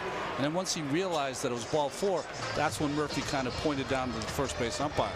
So that little delay, awkward delay. Bautista's hitting a lot of balls hard. He's just not lifting the ball. It's interesting for a guy who's such a noted home run hitter. Good cut at that fastball. Even when he was hitting over 50 home runs, or well in his 40s when he was with Toronto, he always hit a lot of line drive home runs. He has that kind of swing, especially fastballs up in the strike zone.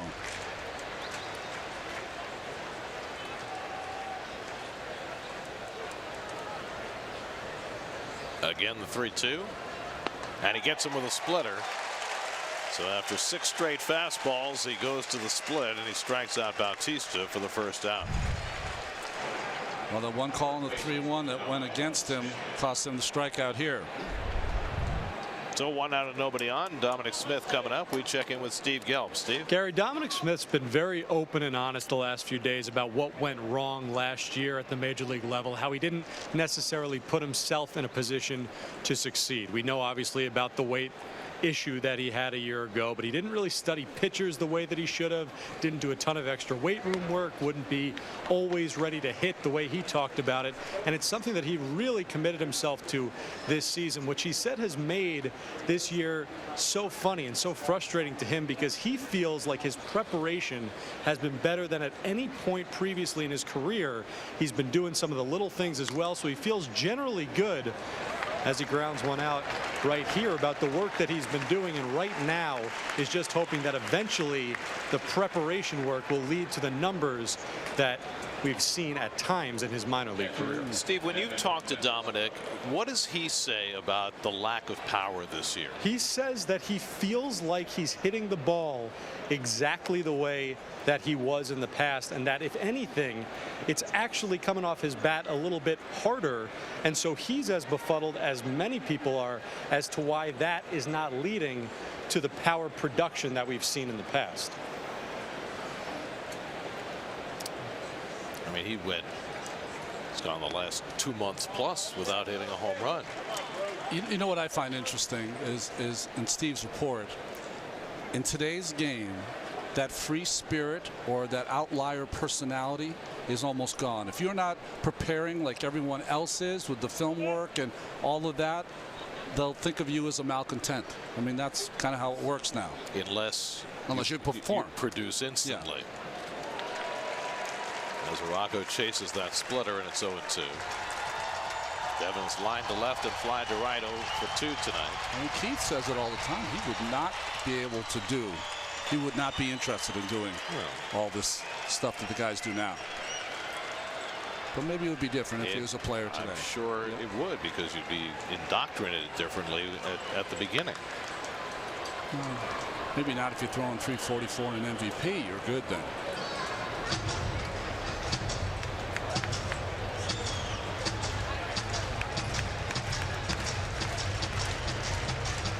Me, on the other hand, I would have loved all the stuff that they have now.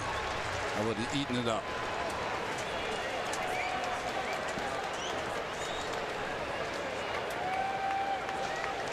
After Hirano fell behind Bautista 3-0, he's thrown 10 straight strikes. And that streak ends 1-2.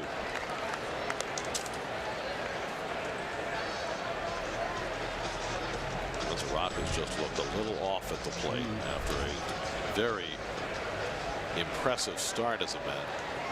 But then again, he's had plenty of company. See the split grip. It's right on those seams. And it's about as wide as you can get 2 fingers on that ball. Devin lays off the splitter, 2-2. So to me, when I watch Hirano throw his splitter, I've not seen him throw it for a strike yet. So the more you see him, the more you sit fastball, and anything that looks funny, you let it go. But isn't one of the qualities of a splitter is that it's hard to identify? I mean, that's probably why he's had so much success.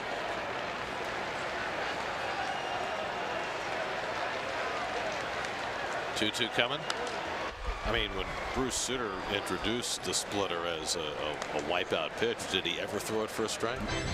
He did. He could throw it for a strike, but he could also throw it for a ball. As Seawald's up for the Mets. He had the ability to start you off with one that was a strike and then never throw another strike. It's interesting holding his arm out away from his body. It's almost he's letting the hitter know. I mean, you never see that. Mesoraco got a piece of that splitter.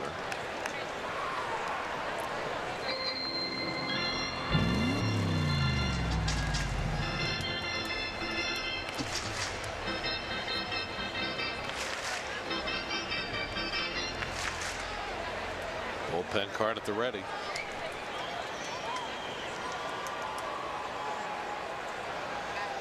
Yoshihisa Hirano, 156 saves in his career in Japan. Here, a 7th inning guy. And Mesoraco giving a good accounting of himself here, fouling off a couple of splitters to stay alive.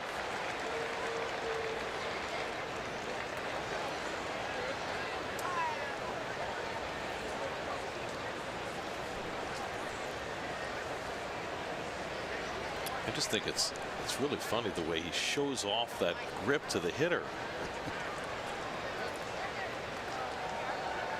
9th pitch of the at bat coming to Mesoraco. And he goes down on the splitter to end the inning. 2nd strikeout for Hirano gets the Mets 1-2-3 in the top of the 7th. Stretch time in Arizona, 3-2 down the Mets.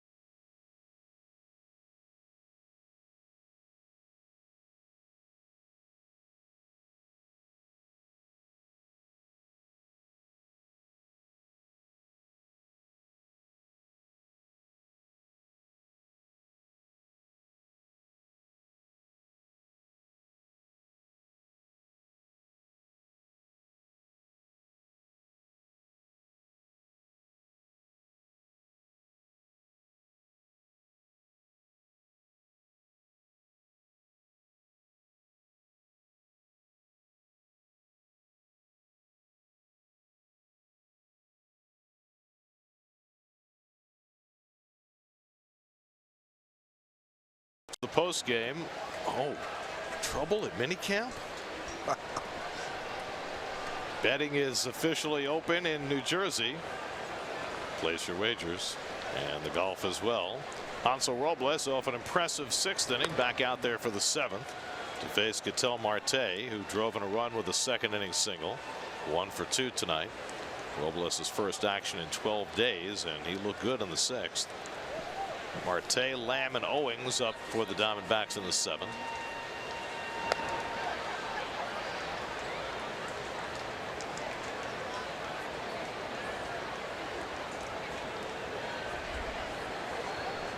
Ray Blevins up in the bullpen with Lamb on deck, so this might be Robles' last batter.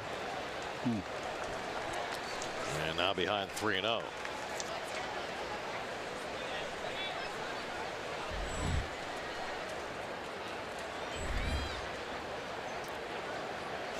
Looking at the records between Blevins and Lamb. And there's ball 4, and Marte is on, and that's probably the end of the line for Robles. Somehow Lamb only has 1 career at bat against Blevins. Really? How's that possible? Well, it's not Callaway going out, it's Dave Island, so maybe Robles is staying in.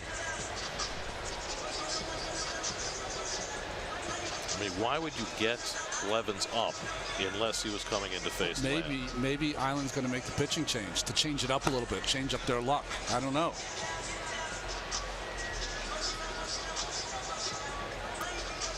I mean, you've got Lamb, and then you've got Owings, a right-hand batter, and then the pitcher spot now could be that Blevins is getting ready for Descalso, who might come up as a pinch hitter. But that's still a couple of batters away. Interesting. I mean, Jerry has had his problems, but if he's going to be on this team, what he's on this team to do is to get the big left-hand batter out in the big spots. That's right. And this is the spot. 1-run game, 7th inning. Ball seawalled up as well.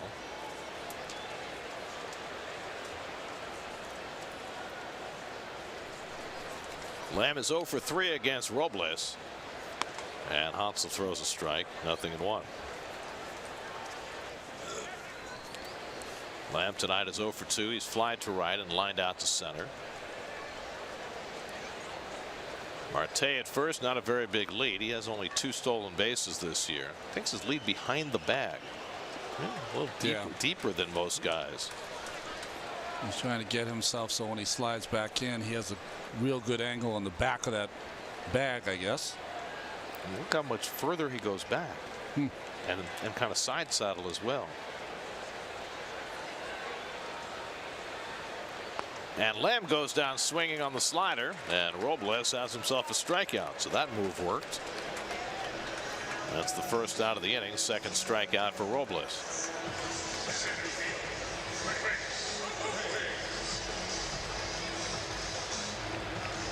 So 1 out and 1 on. Now Chris Owings, who struck out and flied out, 0 for 2.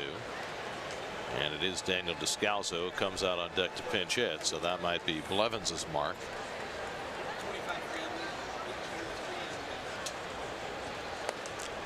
Be interesting if Lamb was, let's say last year Jake Lamb, probably Blevins is in that game, but he has struggled.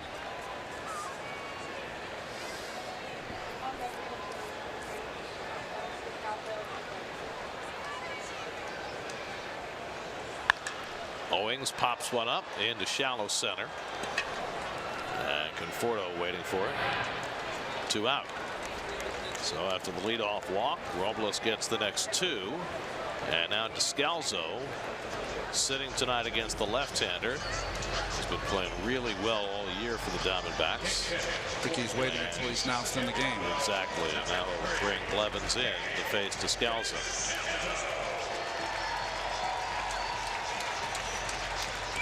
So Robles gets the job done for an inning and 2/3, and now hand it off to Blevins to face Descalso with 2 out of the 7th. Call to the bullpen brought to you by Verizon. Still 3-2 Arizona in the 7th. We'll be right back.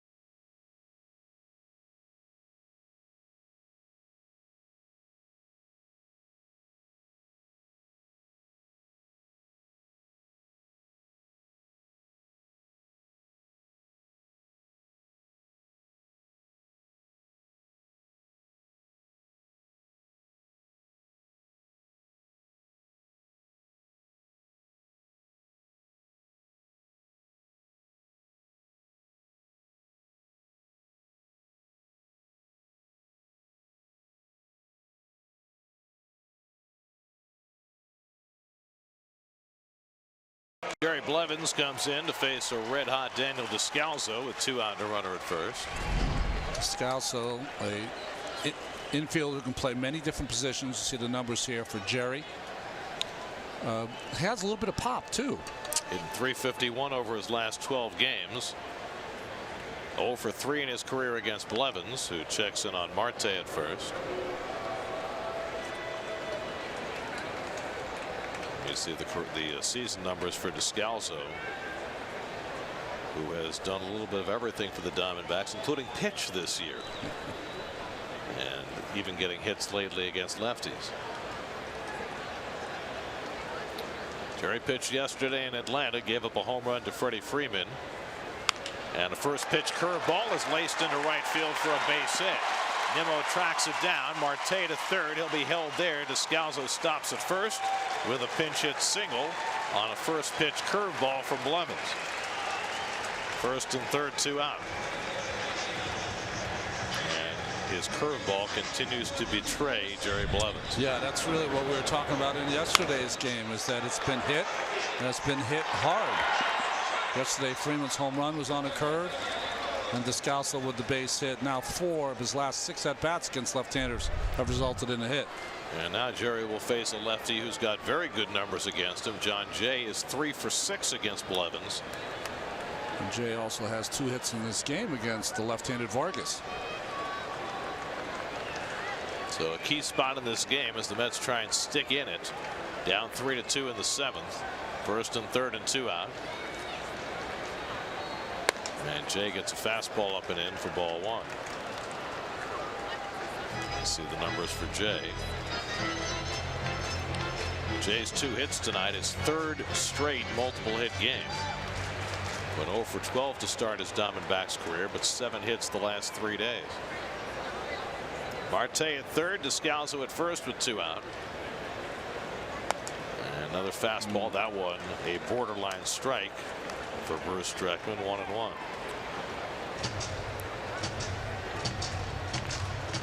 And his curve betrays him. It seems as though Jerry is inclined to just throw his fastball. Yesterday we saw him throw a couple of change-ups, but it's a tough pitch for him to throw to a lefty. 3 fastballs in a row, and it's 2-1 to Jay. It's been such a frustrating year for Blevins, who was impeccable at getting the lefties out last year with that curve. It's hard to understand how a pitch just goes south for a guy, especially one he's so reliant on.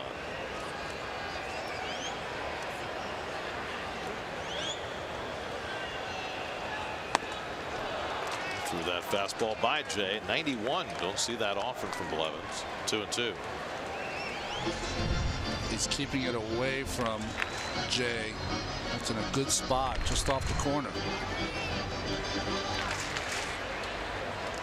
So now does he go to the curve on 2-2? I don't know if he trusts the curve, Gary, after giving up the hit to Descalso. He might try to go right back with that fastball away. Spot it. First to check in on Descalso. Not a big base stealing threat. The only issue I have, if you go with fastball away against Jay with a 2-strike approach, because he does have one, he might try to hit that in the hole between Frazier and Rosario. Both his hits tonight have been up the middle.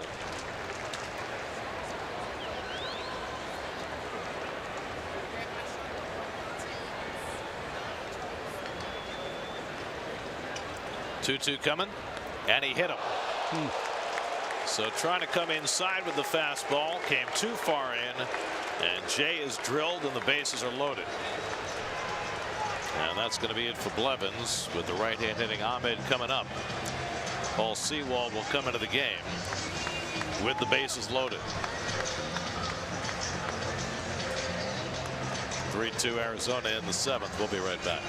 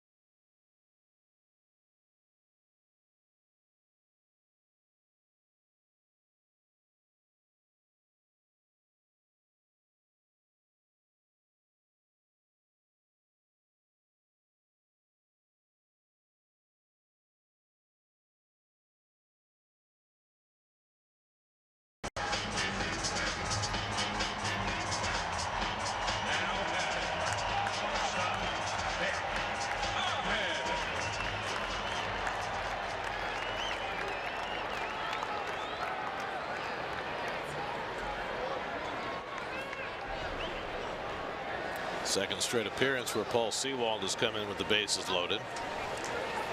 Last one didn't end well. He gave up a grand slam to Ozzie Albies night before last.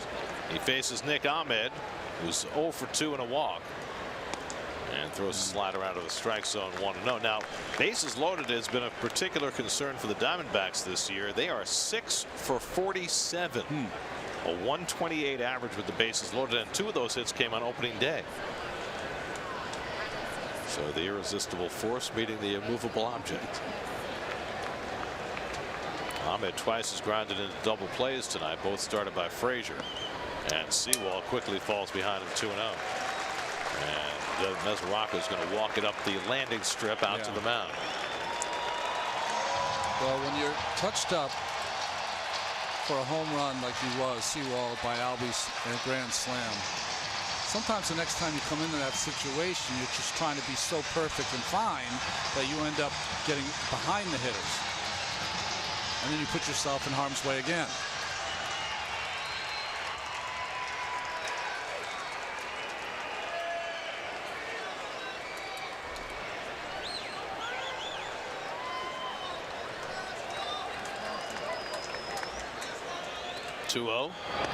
And that's away, and now Sewald has put his back squarely against the wall.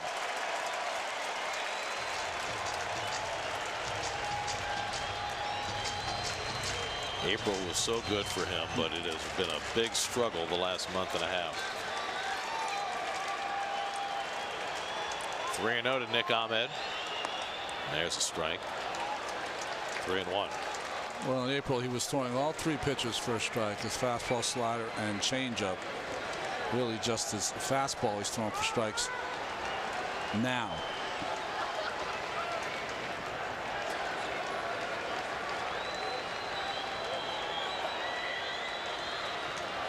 Three-one coming. Drilled foul. 3-2. So that'll set the merry-go-round in motion. Marte at third, Descalzo at second, Jay at first will all be running with 3-2 and 2 down.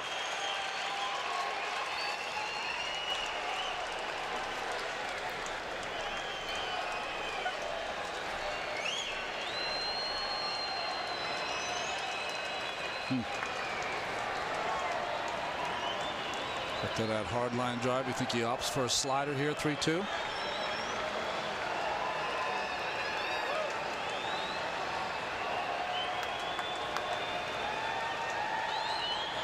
And Ahmed takes outside, ball 4, and it forces in a run. Sewald comes in with the bases loaded. And again, he gets burned. This time he walks Ahmed with the bases full to make it 4-2 Arizona. Well, the inability to Blevins to get out to 2 left-handed hitters, Descalzo and Jay. Base hit to 1, hit by pitch the other, put Sewald behind the 8 ball. And now he's really behind the 8 ball. From the frying pan into the fire, facing Paul Goldschmidt, who has a chance to break this game open. Goldschmidt has already homered tonight, 1 for 3. And he takes one on the corner for a strike, 0-1. Goldschmidt's home run came in the 3rd against Jason Vargas, his 13th of the year. 0 for 2 in his career against Sewald. And the slider a half swing, and he went around, 0-2.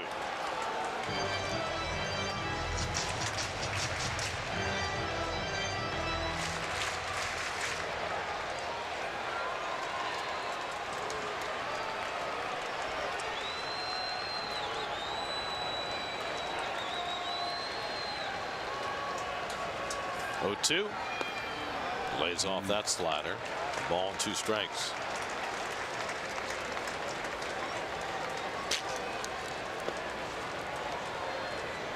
Well, we said in the past, even when Goldschmidt is hot, the way to get him out is up and in. Above the belt. 1-2 coming. Struck him out with a slider. Side retired. Well, the Diamondbacks add a run on a bases loaded walk to Ahmed. They leave 3. 4-2 Diamondbacks after 7.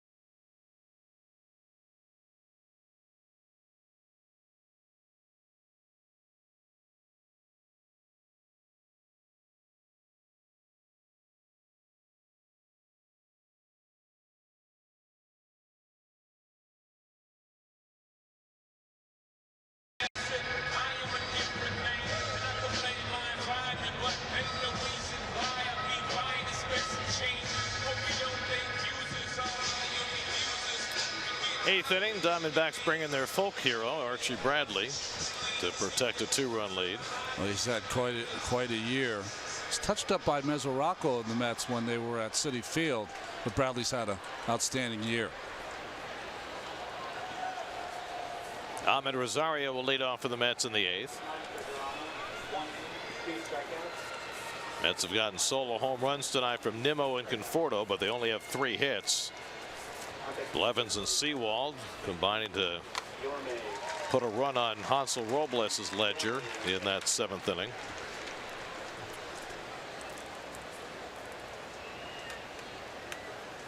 Rosario's 0 for 2 tonight.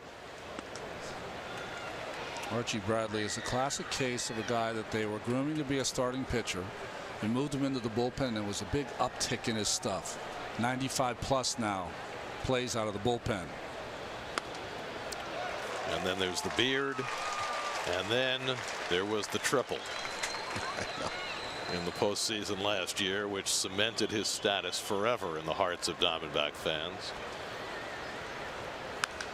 Rosario fouls off the fastball. It was off Pat Neshek, if I remember right. Drove in a couple. It was Neshek. And the greatest thing about it, not only was it a triple, put the game away, but look at that running style. Hands and arms flying everywhere.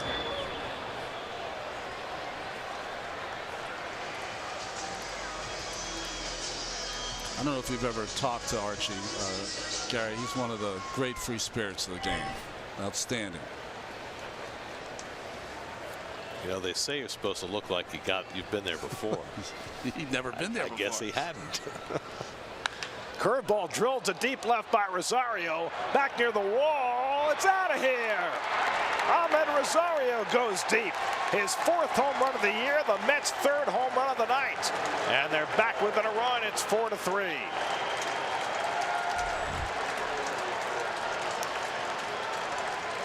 So the Mets get to Bradley again. Well, after some good, well-placed fastballs from Bradley, he hung a hook right in the middle of the zone, and Bradley knew it right away. He was hoping it would stay in because it had some top spin on it, but hit hard enough by Rosario to get into the first row. 4th home run Bradley's allowed this year, and half of them have come against the Mets. And Rosario's now hit 4 home runs this season, and 3 of the 4 have come against the Diamondbacks. Go figure. Boy. Luis Guillorme pinch hitting, with the Mets now back to within 1.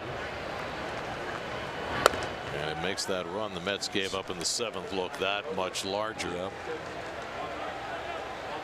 I mean, 3 runs the Mets have scored tonight. That's a week's worth.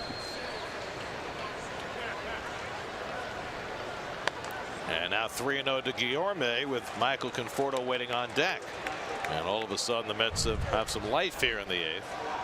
He's got that spike curve that he throws. No down break on that one from Bradley.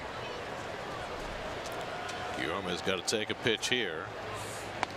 And it's on the corner, 3-1. Conforto homered his last time up, waits behind Guillorme. And ball 4 puts the tying run on base. So Bradley comes in, gives up a home run and a walk.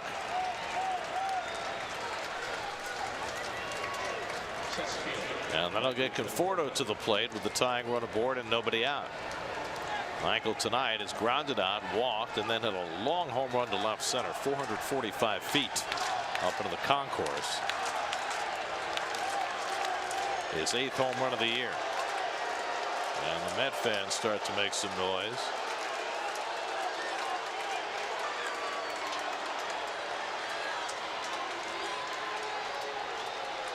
Guillorme getting a healthy lead at first. And a first pitch curveball for a strike to Conforto.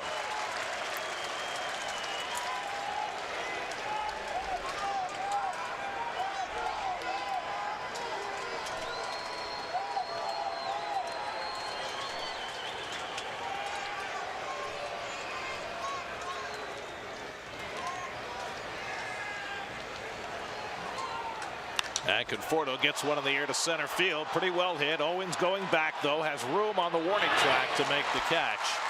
And Guillorme back to first. 1 out. Just missed that one, did Conforto.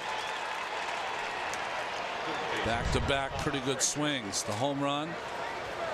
Fastball right down the middle. Just beat him a hair.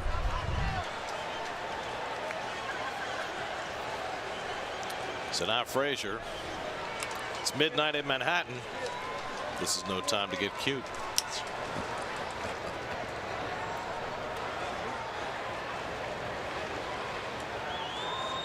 Frazier's 0 for 3 tonight, 0 for 11 coming into this at bat, and takes low and away from Bradley for ball 1. Gaping hole on the right side for Frazier. It's the first time for Todd facing Archie Bradley.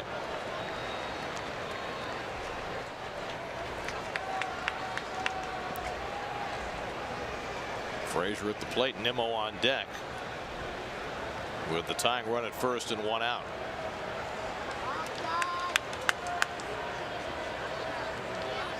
And Todd hits a double play ball. The turn by Marte. 6-4-3 double play ends the inning. Mets again close the gap on the Rosario home run. But Bradley gets the double play. Ahmed to Marte and on to first. 4-3 Diamondbacks in the 8th.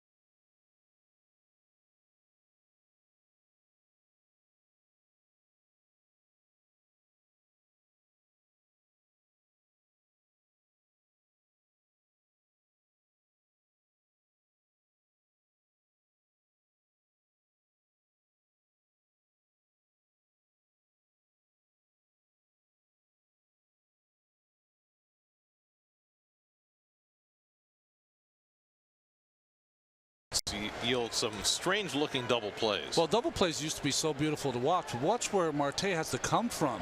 So he never really gets his shoulders square to the shortstop. So the play just looks a little off. Used to be such a beautiful thing to watch, double plays, but now coming from such a different area, kind of had to throw in the run. Jacob Rame in to pitch for the Mets in the bottom of the 8th, facing John Ryan Murphy, who pops one a mile high in the air in the middle of the infield. And Cabrera waiting for it. 1 out. Well, Jacob Rame, as you see his numbers, his 13th game. His ERA is high because those batting averages are high, but first batter faced, he's been good. He retires Murphy. And it's his second appearance since his latest stint in the minors, and he was really good Tuesday night in Atlanta. Worked a 1-2-3 inning. And he gets his first batter in the 8th inning tonight. David Peralta, who homered back in the 4th. And he takes a strike. Peralta's also been hit by a pitch and grounded out. Brad Boxberger getting ready for the save opportunity in the Diamondbacks bullpen. Mets will have Nimmo, Cabrera, and Bautista 3, 4, and 5 due up in the inning. Now Jay Bruce is in the dugout, but Mickey Callaway said before the game he was not going to pinch hit tonight. We'll see whether he changes his mind. He said he's had he's been dealing with a bad lower back, so they're trying to get him to get off it for a couple of days. I mean, he's not down taking any swings, which gives you the idea he's probably not available.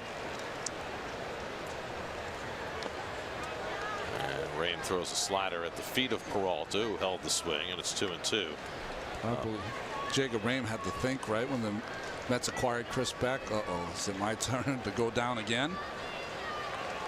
Well, it was Tim Peterson who went down instead. Peterson hadn't pitched in about 11 days, so Rame pitched well the other night, which probably made a difference. 3-2 now to Peralta with Ketel Marte on deck.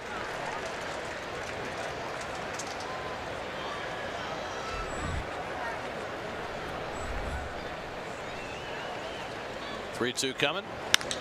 In the air, deep right field. Back goes Nimmo near the wall. It's out of here. David Peralta hits his second home run of the night.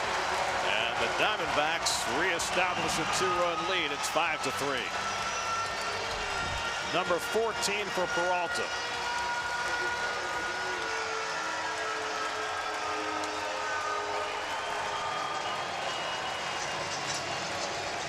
Well, we spent a lot of the open talking about how Goldschmidt has got these D-backs playing a lot better in June, but it's been Peralta also. His 11th extra base hit in only 11 games here in June. He only had 4 extra base hits in May in 25 games. Heating up. Well, Steve made the report earlier tonight about how the power hitters are overcoming the humidor in June. Certainly worked out that way tonight. There have been 6 home runs in this game, 3 on each side. Ball and a strike to Marte, who has a base hit and a walk tonight. He's driven in a run. He's scored a run. So that makes the Mets' task that much greater against Boxberger in the 9th. On the ground down to Frazier. And he throws out Marte 2 away. Game 2 of this series tomorrow night. Seth Lugo will make the start. He's been brilliant both as a starter and a reliever. He'll go up against Zach Godley. 9 o'clock our pregame coverage tomorrow night. The City Probables, Lugo and Godley tomorrow. Steven Matz pushed back a couple of days with a blister against Patrick Corbin in a battle of lefties on Saturday. And then Zach Wheeler and Clay Buchholz on Sunday. Both the aces not pitching in this series. DeGrom and Greinke both pitched yesterday. DeGrom was great. Greinke was not. Well, with Lugo and Godley going tomorrow, if you enjoy right-handed curveballs, you'll see plenty of them tomorrow. Be interesting to see whether Lugo can go a little further now as he gets a little more starting under his belt. He went 6 innings, 84 pitches in that great outing against the Yankees Sunday night, which is the only game the Mets have won in the last 2 weeks. Another shot deep to right off the bat of Jake Lamb, and that is way out of here. Second home run of the inning, 4th home run of the night for the Diamondbacks as Lamb hits his 5th of the year to make it 6-3.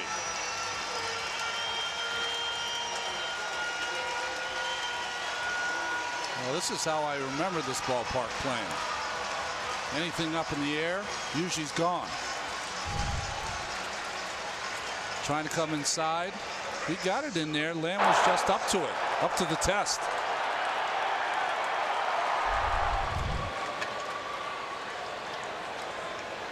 So the Mets bullpen faltering the last 2 innings. And now Chris Owings, who's 0 for 3 tonight.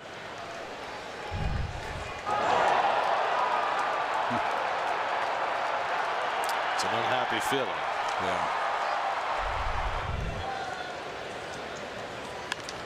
You know, you get to a point when you're playing the kind of baseball the Mets are playing. You know, you hope that when you score a couple of runs, they're kind of like ham and egging themselves. Like if they score a couple of runs and their pitching doesn't look as good, you know, they just have not been able to put it all together. Bullpen is more perfect tonight. They're in a game. Robles did his job. Worked an inning and 2/3 left with a runner at first and 2 out, but then between Levens and Sewald, they conspired to let a run score in the 7th, and now Rame's given up the 2 home runs in the 8th. Now it's 2-2 to Owings. Alex Avila on deck. He'll pinch hit if Owings keeps the inning going. Matt Cook, when he has started the last 4 starts, they've scored 36 runs for him. How many starts would it take for DeGrom to get 36 runs? Till next year, 2019. Bouncing ball for Rosario. He comes in to get it, and that retires the side. But home runs by Peralta and Lamb ruin Jake Rame's 8th inning, and it's 6-3 Diamondbacks going to the 9th.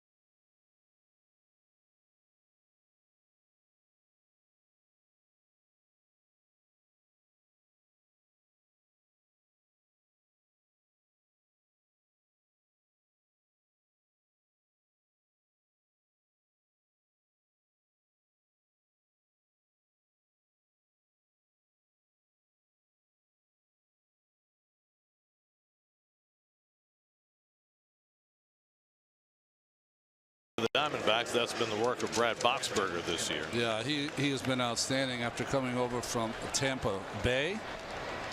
You'll see a lot of fastballs from Boxberger. And not that hard a thrower, but he's been very successful. Fastball changeup combination. Reminds me of Jake McGee for Colorado. Guys who don't throw that hard, but just can't pick it up. Nimmo, Cabrera, and Bautista for the Mets in the 9th. Nimmo delivered the keynote tonight with a first inning home run. Mets have hit 3 solo home runs, but they only have 1 other hit. And Nimmo takes the pitch high from Boxberger, ball 1. Matt Cook, pitcher of record on the long side, went 6, allowed 2 runs, 3 hits. Yoshihiro Hirano pitched a 1-2-3 7th. Archie Bradley gave up a home run to Rosario in the 8th. And now Boxberger in the 9th.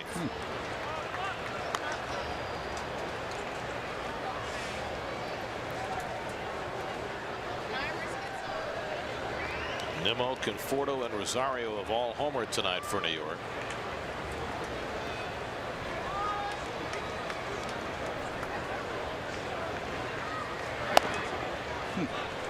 And now Boxberger falls behind his first hitter 3-0. Let's need base runners any way they can get them, and they've got their best on base percentage hitter at the plate.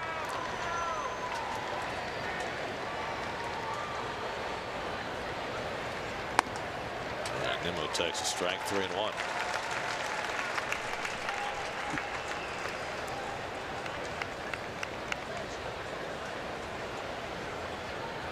Mets have been behind since the 3rd inning when Goldschmidt homered to put the Diamondbacks up 2-1. The Mets keep creeping within a run, and then the Diamondbacks keep tacking on with more of the home run ball. And that's a strike, 3-2. Nimmo was all set to take off at first, but Bruce Dreckman said no.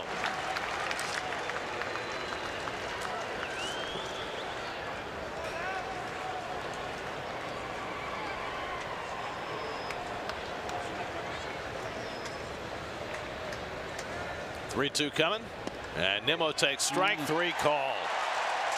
3-0 count. He takes 3 in a row, and Boxberger has the first out of the 9th. Callaway saying to Bruce Dreckman that pitch was down.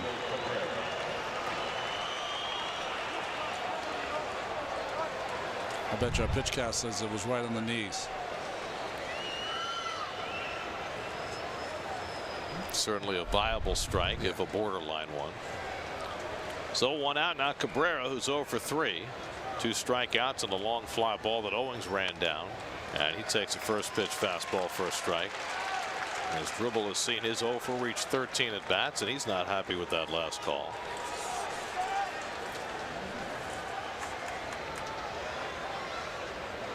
Cabrera's only at bat against Boxberger.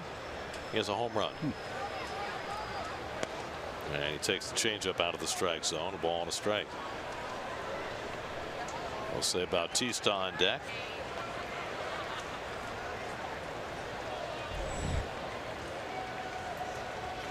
Mets tonight are in danger of falling 9 games under 500 after being 10 games over. A precipitous dip rarely seen in the course of the first 65 games of the season.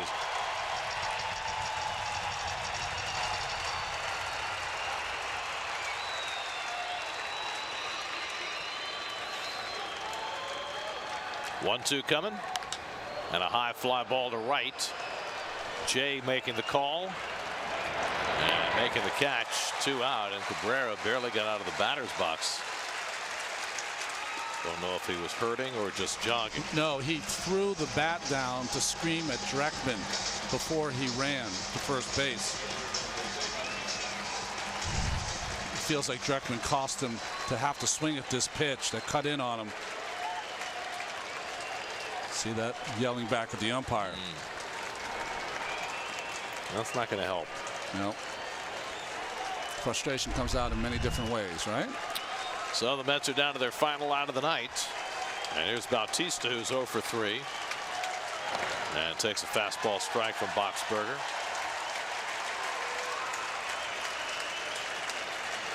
Bautista 2 for 6 in his career against Boxberger.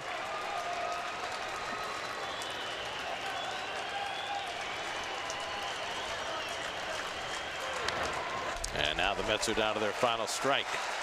And after we're done, it's WB Mason post-game live. Gary Apple, Nelson Figueroa will have all the interviews, the commentary, the analysis, and all that other stuff. Momentarily, it would seem. 0-2 to Bautista. And slider just missed. 1-2.